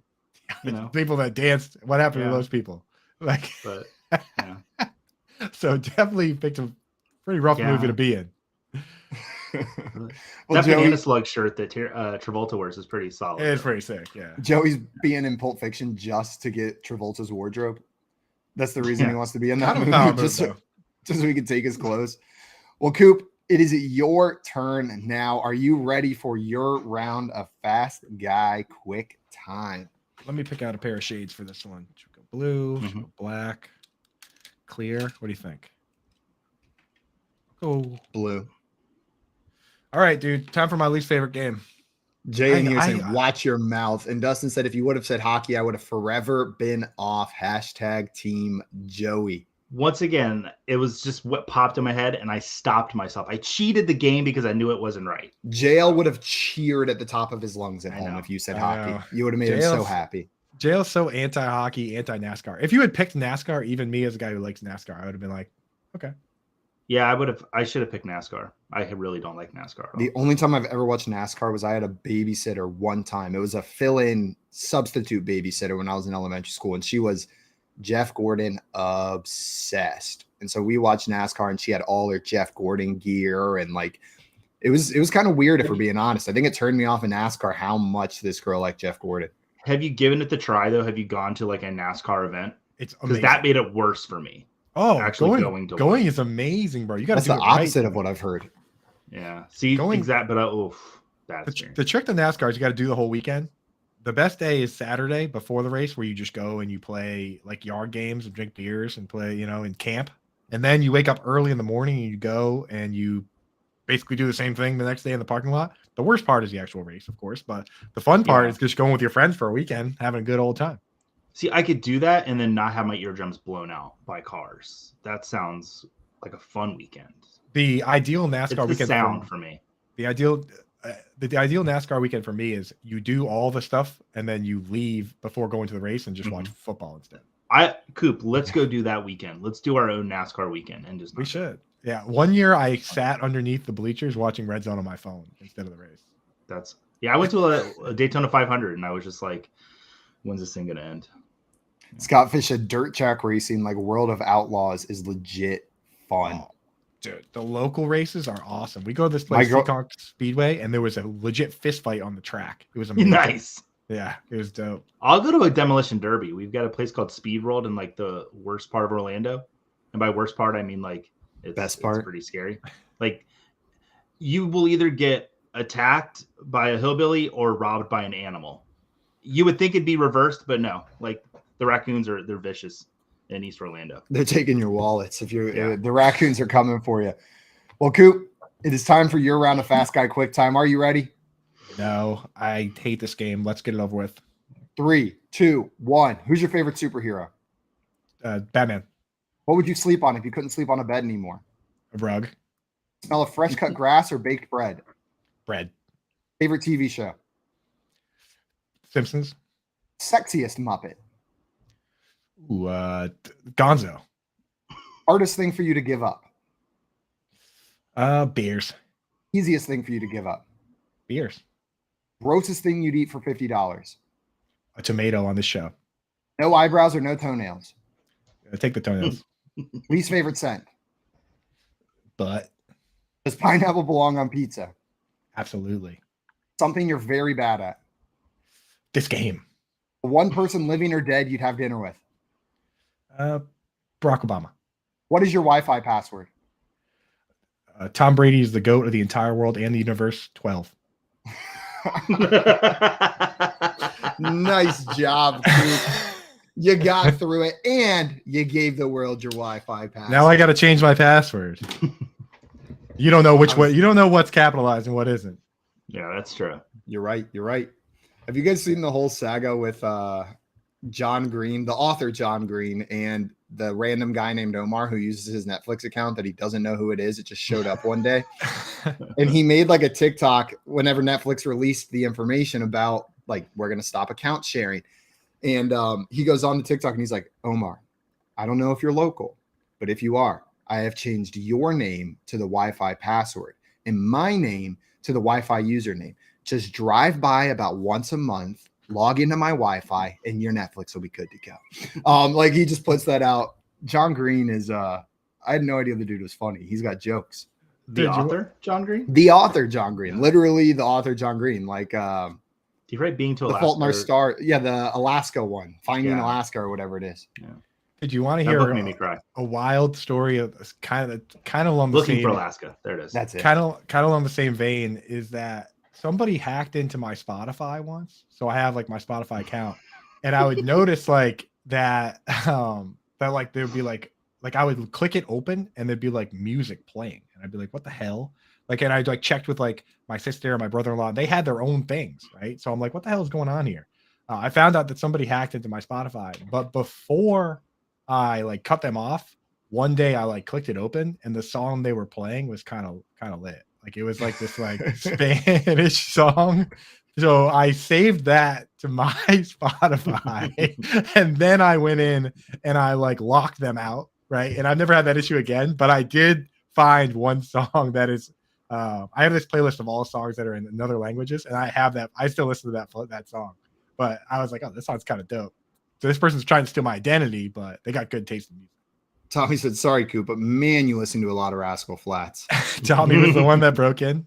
The only time something like that has ever happened to me is I got an email saying like about resetting my Facebook password, and I had deleted my Facebook like 6 years ago at this point. So I was like, I wonder what's going on there. So I went to Facebook, reset my password, logged in, and someone using my email address had made an ISIS recruitment Facebook page. That was then taken down pretty promptly a little bit after that, after I reported it. But that was not what I was expecting when I logged in to see what someone had used my email for. like, oh, cool. Thanks for using my personal email for an ISIS recruitment page. Now your name's definitely on a list, because now it's like you have the Facebook incident. Now you've said ISIS live on YouTube multiple times. You're like one strike away from people knocking on the door now, Simon. Well, how about this one? Here's your third strike. When I worked at a golf cart company, we had a project that was called ISIS, but it was before that became like an international terrorist organization that everybody was aware of. And so we had this project, and they changed the name. Like they changed the name of it, but engineers have been working on this for 5 years already. Know what I mean? So they didn't just stop using it. So now all of a sudden everybody at work's talking about the ISIS project. So all the time. So you actually are a part of ISIS, or you were? In the golf cart community. In the All right, well, golf cart Simon, community. here's the fun thing about this is we actually have some fast time quick guys for you. I actually have to go. I have an appointment. You have to get back. You have to get back to the penitentiary. You heard the dogs barking. Yeah, I gotta go. Sorry, they got your scent. No, you don't have to go. So Craig said Simon got me hooked on a song once too. I know the feeling, Coop. Yes, Party Club. That was it.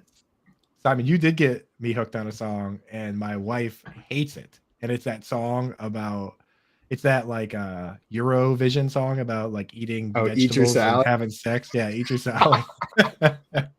Yeah, look up "Eat Your Salad" by City Zenny if you haven't already heard it. It's incredible. Just the don't best listen to it. A song ever. Yeah, the intro is can be offensive to some. Don't listen to it. Maybe listen to it with your headphones on the first time. Decide not if in you front of your play it- kids. Play it in the car in front of the kids. But anyway, Simon, are you ready to go? Fast time, quick guy. Born ready. All right, here we go. Favorite play in football? Shovel pass. No, it's not. I hate that. Most beers you've drank in a day? 24. How do you cheat in FYF games? Google. Person you want to slap out of love? Joey. Thing that makes you nervous? Joey. Movie that is most like your life? Now You See Me Too. No. Thing you scream when you stub your toe? Now You See Me Too. Funniest pickup line? You come here often? Because I don't.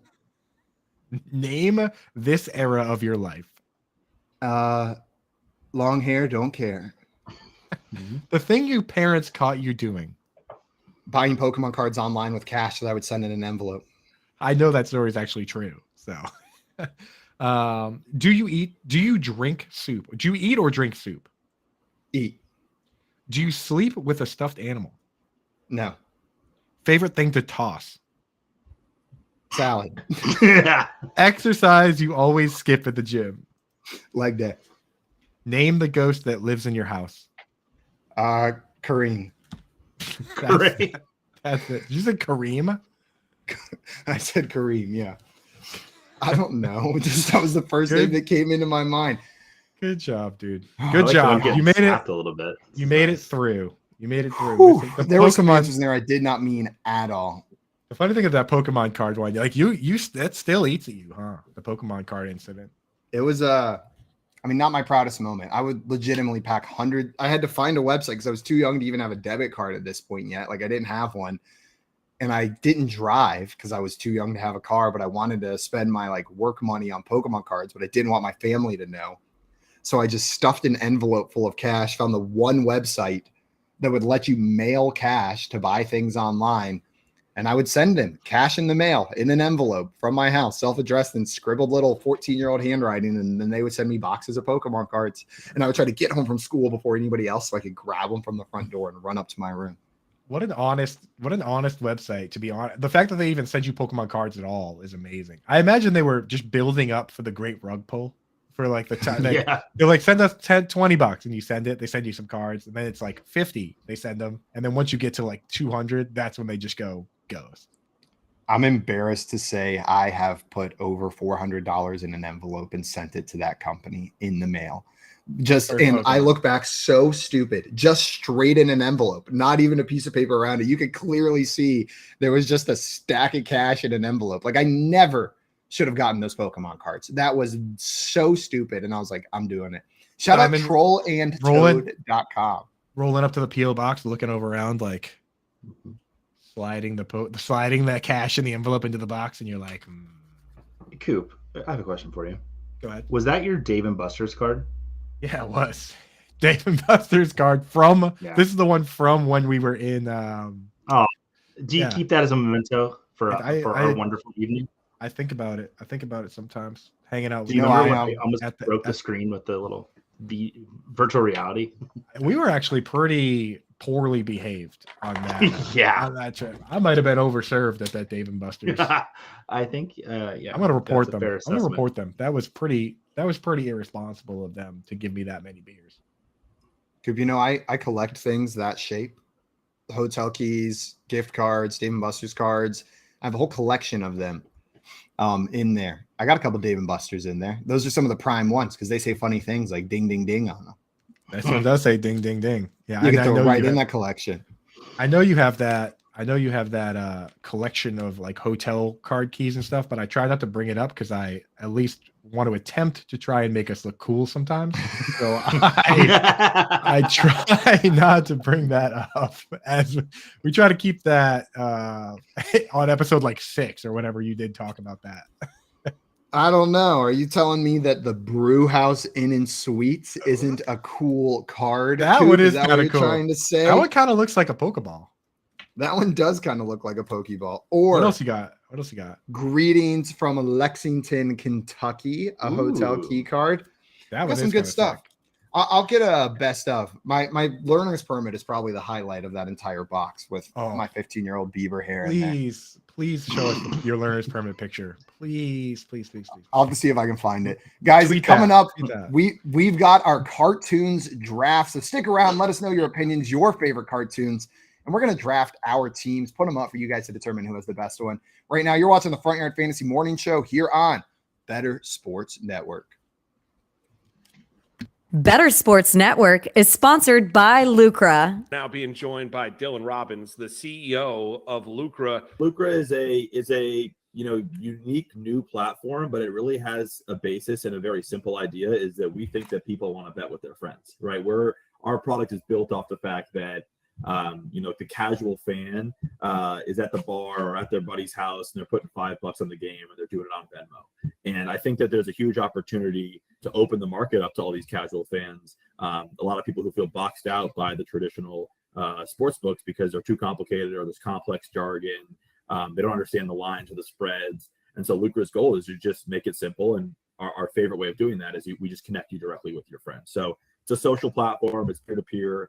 We're not the house. We don't take any risk on these wagers. We just are a marketplace to kind of connect you with your friends directly to engage. So it started as just a business for sports. We've expanded outside of sports now. We offer 150 recreational games, from cornhole to beer pong to darts to Wordle to Peloton, you name it. You can challenge your friends now on Lucra. And you've got all the gaming and tracking and stats and leaderboards to go with it to make it fun. So it's a bit about what we do, and I'm excited to chat with you guys about it today. What's the future growth of Lucra? Good question. I think for us, it's really the expansion outside of sports. I think that we've proven that sports is a great model. We've got a ton of great customers who love our sports product, but we're really paving the way or really innovating on this recreational game side of our business as we think about all these unique categories and areas where people are competing. Spike ball, pickleball, all these things that are blowing up across the globe right now. Lucra is the first real way where people can bet with their friends on these games. And so we're getting a lot of new customers from that, a lot of brand awareness from that. I think we're just trying to iterate that product, make it more fun, make it easier. But we're going to keep our ethos the same, casual, social, and fun. That's what Lucra's about. Our average contest is $10. This is not about bankrupting your friends. It's not about winning big and paying your rent. It's about the magic of the moment and making that moment better by having $5 on the line. If you ever played a round of golf on Sunday or watched a football game, you guys get it. You put a few bucks on it. It just changes the way you interact with that game. You watch it longer. You spend more money there. And it gives us a lot of time for us to, a lot of opportunity for us to partner with other brands because of that. Better Sports Network is sponsored by Lucra. Winning is fun, and beating your friends is even better. Download the Lucra app today to challenge your friends and win money.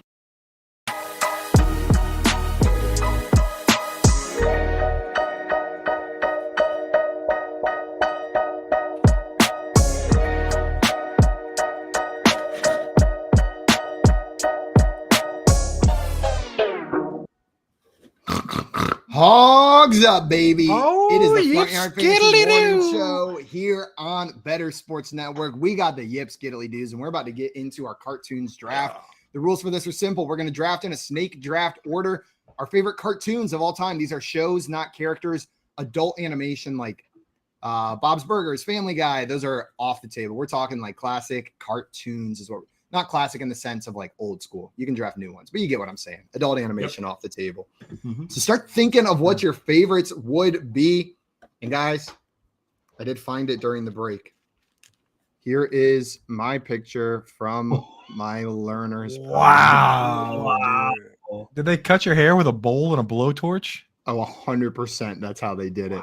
I had I had a twitch like this for like 3 years after I cut my hair with that one. Jesus, dude. Were you in a Beach Boys cover band?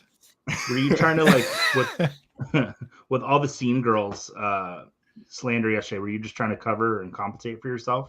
Oh, haircut? You misheard any slander on my part. If you heard any slander, Jay is the opposite of slander on my end. Jay in the chat goes, "That dude worked at Hollister." I probably was a Hollister shirt. Right? A+ comment. That is correct. I could hear the puka shell necklace just like shuffling. Can you smell the polo blue cologne put on a little bit too hard? Because that's exactly what I was wearing there. I still wear polo black. I'm a big polo guy.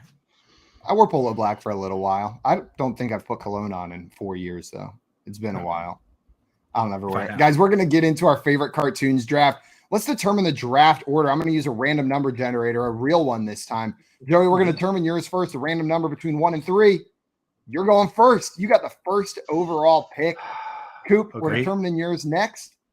And you're going second, which means I've got the turn.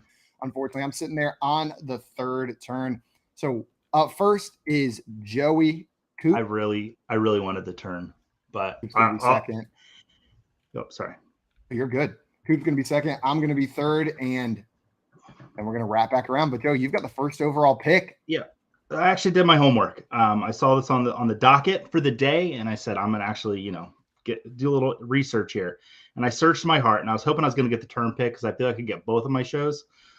But every now and then, in the NBA, it's happened a few times. Kobe Bryant, LeBron James. There is something that you just have to take at its age, even though it's young. And I'm going 101. I'm going Bluey. I really am, guys. And if you've never seen Bluey, It is not only the greatest animated show on television, it is the greatest show on television. It will make you laugh. It will make you cry. Bandit Healer is the greatest television dad of all time. And if you are in the know and you have watched Bluey, you know I am preaching straight gospel right now. Bluey 101. Bluey 101, a surprise 101 pick. But the chat's already into it. Jay in here says Joey wins, agreeing with you. And I have a feeling, Joey, that one might be popular with people who have kids and have seen. I've never seen Bluey because I've never turned it on without children. And I've assumed it's a show you need to watch with kids, that it's not a show that you just watch on your own. They have an episode that deals with infant loss. And it's so amazingly done. But then they've got crazy, hilarious episodes like Unicourse. I challenge everyone to go out and watch the Unicourse episode. You will become a Bluey fan. It is the funniest. Today. It is hysterical. Eric in here said, period. Liking your vote as well. And Craig said, I've seen Bluey. Fine pick, but too high. And producer 2 in here with the preach. Tony. I'll just check it out. Pick as well. Yeah. People seem to like it. I've never seen it myself, but I don't have children. But someday I hope to watch Bluey and also have children, I guess. Having kids helps though. Yeah. We're working on it. Okay. So, that's the first overall. Bluey is out. Shimon, before I go, I don't want to give away anything that might, like when you say adult cartoons, that's going to take out most of the primetime ones as well. So it's not just like ones that are overly rude or have swears like Family Guy and Archer and all that. But if the catered audience is adult, so like, just as an example, if someone wanted to take Steven Universe, I know a lot of adults watch that show, but it's aimed at children. That'd be fine. My Little Pony, a lot of adults watch that show, but it's aimed at children. That would be fine. Bob's Burgers, aimed at adults. Primary audience isn't children. Not fine. So Simpsons, Futurama, King of the Hill, all those are gone. Right. All those. Yeah, that makes a lot more sense. All right. Well, then with this one, I'm going to. Sometimes in these drafts, I take the chalk ones that, like, you have to take. Sometimes I take ones that I truly want. Sometimes I take ones that I'm kind of blocking somebody else. It just so happens that I think this one is all three. I'm going to pick it because I love it. I'm going to pick it because Simon loves it. No, I thought I was going to get it on the turn. It's the chalk. So I'm going to take Adventure Time. No! I thought it was going to sneak through to me because I didn't think you liked it that much. I love that show. My sister loves that show. I know some fans of the show also really enjoy that show. It's a newer one, honestly. Probably a little after my time, but I really do enjoy that show. So give me Adventure Time. Adventure Time for Coop. Man, I had two lined up, and that just made me forget my other one, Coop. Like, I have full tilted at this point, and now I'm not even. Oh, okay. The Great Rug Pull. I remembered, but I'm terrified I'm not going to get what I should have taken 101. Here's what I'm taking here. I'm taking Avatar: The Last Airbender as my next pick. Avatar: The Last Airbender is going to go right here. I was hoping for an Avatar: The Last Bender Adventure Time turn here. You probably would have crushed if that was the turn. That's why I couldn't let you get Adventure Time. Yeah, that would have been a nasty turn right there. But Avatar, it's one of those shows. I've done a rewatch recently. Not the entire thing. I watched probably about half of it. Need to keep going, but that show holds up. It is so good. And then I haven't even watched the new series, Korra, which I think is aimed more at like an adult audience. Like, it takes the audience that was a kid whenever they watched Avatar for the first time and then creates a new show for them. I need to check that one out. But Avatar: The Last Airbender is going to be my first pick. Man, and then this next one is tough. There's so many good cartoons out there. I hate picking second. I love this. I love the swing in these drafts because it lets you take one chalk pick and then one pick that's like from the heart. But picking second it's tough because now I'm just thinking about what Joey might pick. I got to go with my heart here. I got to. And Coop, I think you probably, if you thought about it, you know what I'm going to take here. It's probably the animated show I've watched the most of recently. Star Wars Clone Wars is going to be my next good show. So I've got Avatar: The Last Airbender and Star Wars Clone Wars as my first two picks. I would encourage anybody. I still need to finish that one. I gotta go back, but if you like Star Wars, if you're somebody, even you don't have to love it either. Just like if you're somebody where when they say there's a new Star Wars movie and you say I'm definitely watching that, you should watch the Clone Wars. It might, don't be scared off by the animation. I understand the animation isn't as crisp as we're used to, but the storylines are for real. It's a really good show. You forget that, like, after you watch a couple of them, you forget that it's even animated. Like, it's just Exactly. Star Wars. You're just watching more Star Wars. That's all it is. 100%. Well, that's my pick: Avatar and Star Wars Clone Wars, which means Coop, it's back to you. I know Joey is getting nervous that his pick isn't going to make it back to him, but you're only one pick away, Joey. I pulled my pick off the shelf. I'm taking a chalk pick here over. I'm taking a chalk pick over a pick that's near and dear to me. I hope that Joey doesn't take I'm willing to sacrifice the pick that's like in my heart for this pick. So I'm going to take a chalk one that I really do enjoy, that I could sit down and watch a bunch of these. I'm going to take SpongeBob SquarePants. That show is funny, man. That show is straight up. Hey, forget, like, people are turned up. They're like, oh, that's kids, whatever. That show is straight up funny. Straight up funny. So give me that. I had one of my groups of friends in high school, I swear to God, could recite every single line in order from the first 3 seasons of SpongeBob. They just lived in SpongeBob quotes. There's so many classic episodes. How many rounds we going here, guys? 4? 5. We got 5 rounds. We're going to go here. All right. Coop, I think that's a powerhouse pick in the second round. That's a Adventure good Time pick. SpongeBob SquarePants is a I almost wild had start. I almost had to. But Joe, you're back on the clock. Yeah. So I should have taken this 101. I could have taken Bluey right now. But there's only one animated show that I own the entire series of, and that's our friend Batman, the animated series. That was going to be one of my picks, Joey. I was going to hold on, but I watched this every day when I got home from school. Like, I love Batman, the animated series. Easy pick for me. So yeah, that's my second pick. Third pick, when you're a child, I think there are certain cartoons that condition you for the rest of your life. I love horror movies. I love mystery. I'm gonna take Scooby-Doo. Oh, let's go. okay. Like, there's nothing better than an episode of Scooby-Doo. I mean, Scooby-Doo gets you ready for the Scream movies, and for whodunits. Like, yeah, Scooby-Doo. Yeah. Scooby-Doo's, that's a pretty chalk pick, dude. It is, but it's so you didn't take mine. You didn't take mine. And when I was really worried that you were going to, when you said condition you for the rest of your life, because this show I'm about to pick right now is the one that I almost picked last round, that it has a special place in my heart, and it really shaped who I am as a person. This show. Okay. Everything I know, I learned from Hey Arnold. Hey Arnold is a show. I've gone back and watched it recently, Coop. How do you feel about it? It hits different, man. It's still good. But when I was a kid, I remember watching that show and like thinking, what a fun, funny, happy show. And I watch it now and it like sinks me into a depression. Like I finished watching it and I want to go shower and like hug the people I love. But there's so many important life lessons, man, that you learn show. about, like, being generous, dude, and like standing up for the kids that get picked on, and doing the right thing, right? Like, and the bad guy, you see every character besides Arnold has something going on, and also Gerald has something going on where there's like, you see what mistakes they're making and you learn not to do that. Like, I think Hey Arnold is a very important show, but you're right. It's not one that you sit there and just laugh out loud at. Like, but I really think it's an important show to watch, man, and helped mold me into the man I am today. Hey Arnold. So I got to take it. Yeah, I'm with you, Coop. That is an incredible show. And Tony in here mentioning one of the moments I was thinking of when Mr. Wynn found his long lost daughter, tug on the heartstrings. And like that episode, man, there's some like real stuff in there. They're showing, I know it's animated, but shots of like decisions people had to make in war-torn countries, right? Like they tackled real concepts in that show that were difficult to tackle. I don't watch much Nickelodeon now anymore, but I'm not sure they're hitting the same tones that they were whenever we were watching cartoons.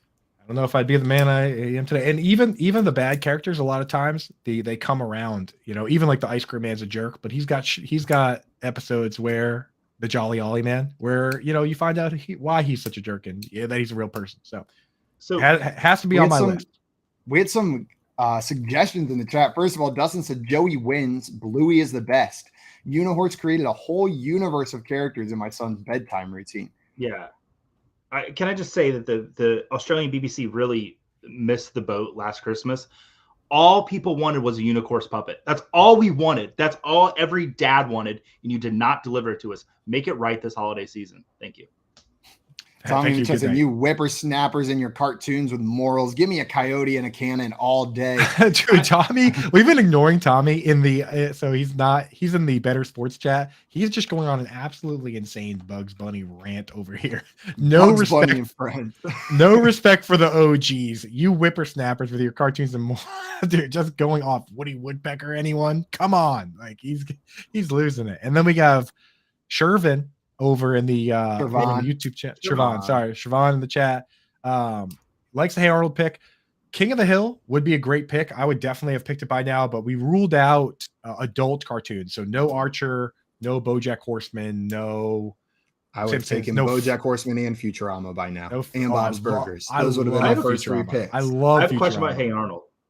I think it was past my time. Like I have a 6-year-old though. Is that a good show that I could watch with my 6-year-old? Yeah, there are moments of intensity, but I remember as a kid watching it and just like enjoying watching that show. It's fun and it's Futurama. No, Hey Arnold. Yeah, Futurama I would not watch with your 6-year-old. I don't know though. I think Futurama is a little more PC than the Simpsons were, because if you start watching the original Simpsons, there's some stuff in there like he's choking Bart and like. You'll like Hey Arnold if you watch it. Like that's a show that your daughter will enjoy and you will enjoy. Okay, cool. Yeah, then I'll watch that. I've started showing my daughter The Simpsons. Like we showed the I Choo Choo Choose You episode to her. She really dug it. There's a good lesson in that one, about being nice to their kids and stuff. Yeah. But yeah, I'm slowly rolling my daughter into The Simpsons, but it might be a little too soon.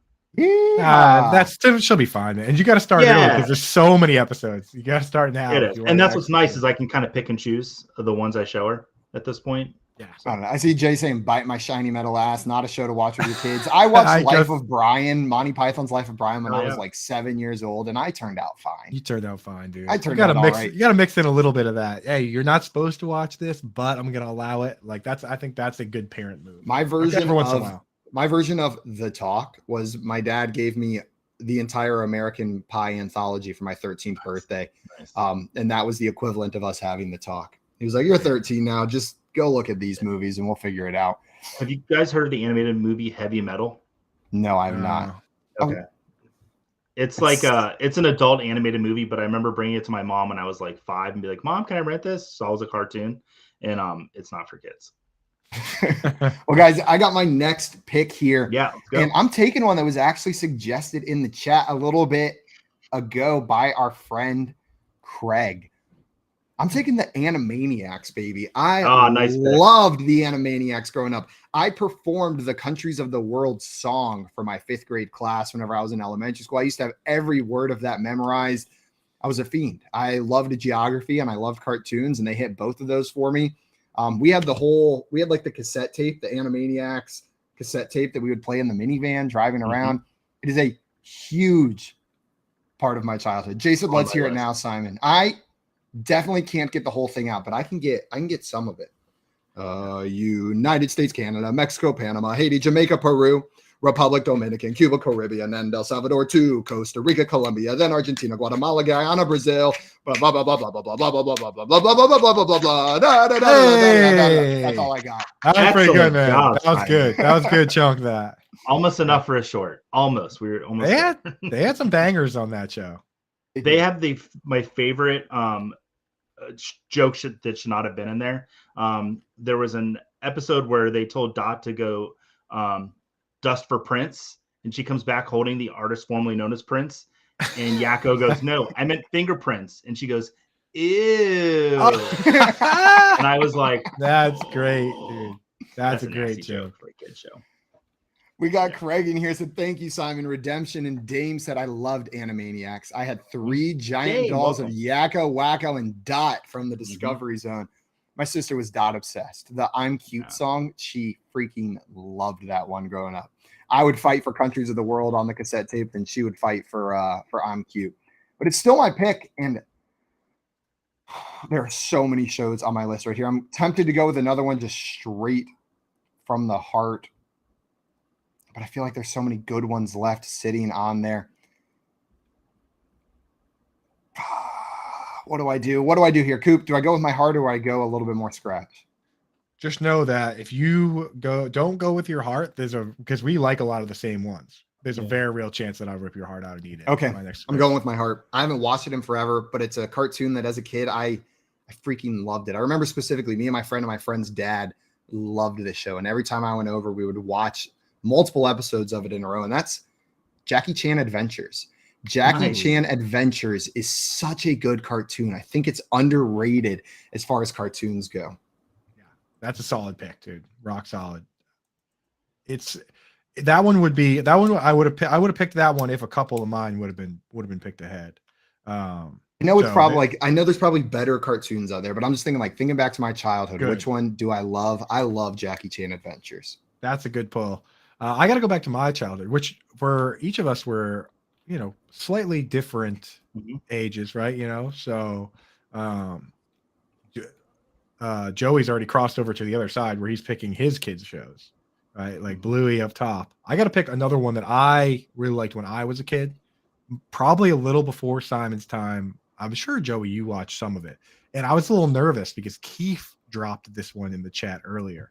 It goes hand in hand with the time when I was watching Hey Arnold. This show, unlike Hey Arnold, you don't really learn anything.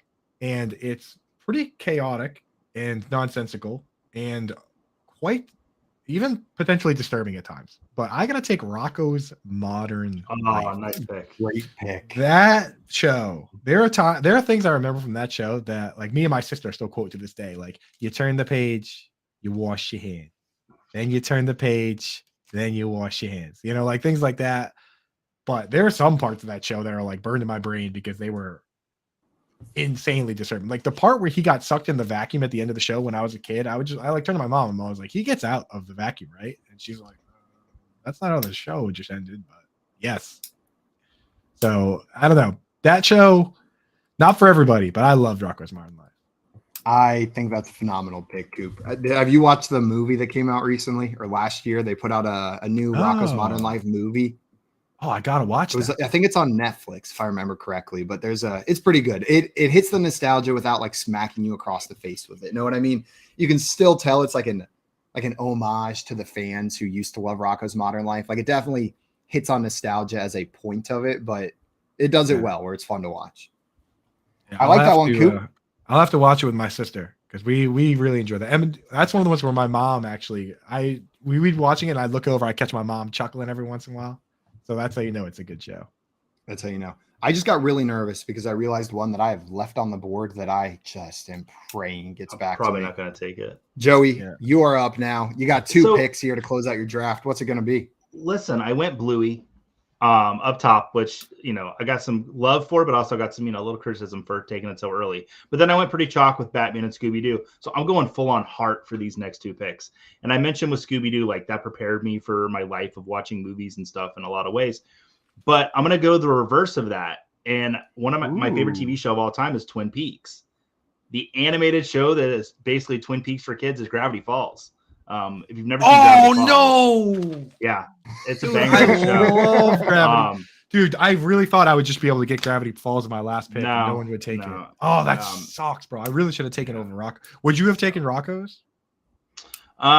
So I was kind of lumping Rocco's and Ren and Stimpy and All Real Monsters kind of in the same boat where I was like, is that more for adults? Dude, I should have taken Gravity Falls. I put those in they were aimed at kids category, but adults watched them.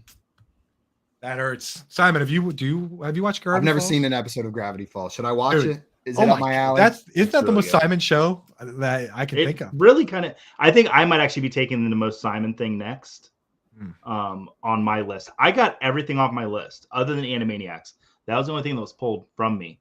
And my last pick, I'm going to take something that it's like a short series. It was like I think it was like 8 episodes. That's Over the Garden Wall. Oh, I forgot about that. That's like my favorite cartoon series of all time. Yeah. Over the Garden Wall is amazing. It has a wonderful little ditty called Potatoes and Molasses, which will never leave your brain once you hear it. About two little brothers that I don't actually want to spoil it. Yeah, everybody watch it, Over the Garden Wall. It's great. If you like Gravity Falls, dude, so Simon, if you love Over the Garden Wall, I can't believe you've never seen Gravity Falls. So. It's like truly one of my favorite shows of all time is Over the Garden Wall. What a pick, Joey. That makes my nice swing. I really should have taken Gravity Falls over Rocco's. That hurts. I'm sorry. But that you made my last. You made. Do you want me to trade you Gravity Falls for your pick right now? You don't talk have about another show. Okay, I won't. Do you want to? Do you want to? Do you want Are people going to vote on these? Yeah. Oh no. I'm gonna. You got to keep Gravity Falls. I think that's fair. And you made I literally have crossed off every single show on my list except for one that I'm gonna take now. It probably isn't yours. This one, again, I almost thought Joey was gonna take this. He was talking about scary movies and he was talking about a dog. But I really. Even though it scared the hell out of me as a kid, I really enjoy the show Courage the Cowardly Dog. It's a great one. I considered it.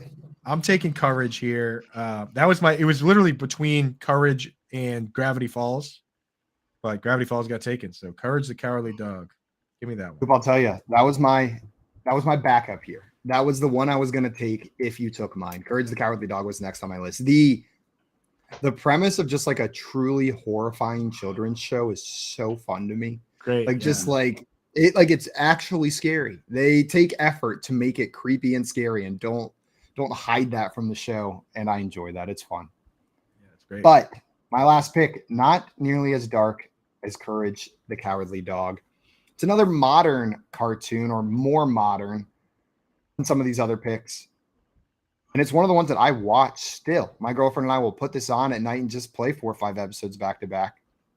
I'm going with Phineas and Ferb as my final pick here.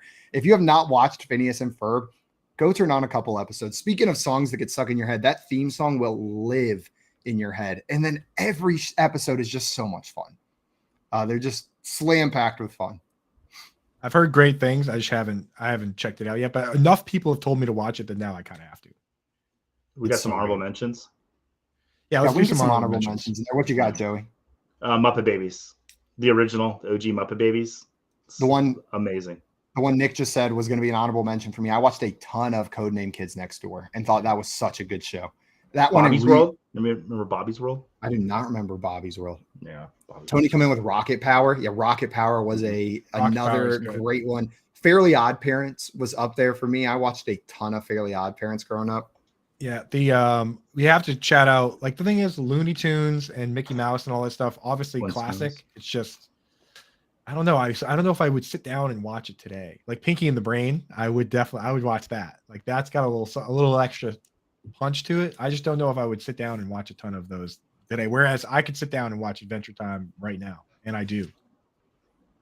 Victor said Bobby's World is the best. I had that haircut. I'm surprised no one took Pokemon. Jail probably would have. I think anime was kind of like out of bounds. Know what I mean? Like anime was a little bit out of the spirit of the draft. Was like Flintstones and Jetsons were on prime time, so I was like, those don't count. Yeah, I saw Kevin Frank in here saying, I can't believe no one's taking Flintstones yet. Flintstones would have been within bounds, I think. Okay. Maybe. And Tommy with Thundercats as an option down there. I didn't watch a lot of Thundercats. I'm aware of Thundercats. I watched some Thundercats, but it wasn't like a big deal show for me. Dude, I'm gonna be lying. Rescue Rangers. I'm gonna be lying in my bed tonight, staring at the ceiling, thinking, why didn't I take Gravity Falls in the 4th round? That brings me so much happiness. Well, guys, while Coop handles the existential dread of not taking Gravity Falls, we are going to wrap up here today. Thank you, everybody in the chat who came and hang out with us on this Friday morning, February 3rd, 2023. We'll be back Monday morning and every day, Monday through Friday, for more of the Front Yard Fantasy Morning Show from 7 to 10 a.m. Eastern Time every single day. Stick around here on BSN for some more awesome programming. We've got Moose and Keith coming up next, followed by Lunch Money. And we've got college football talk on Campus to Canton tonight at 7 p.m. Eastern Time. Until Monday, though, we are out of here. Adios, everyone. Have a great weekend. Have a good weekend. Bye, everybody.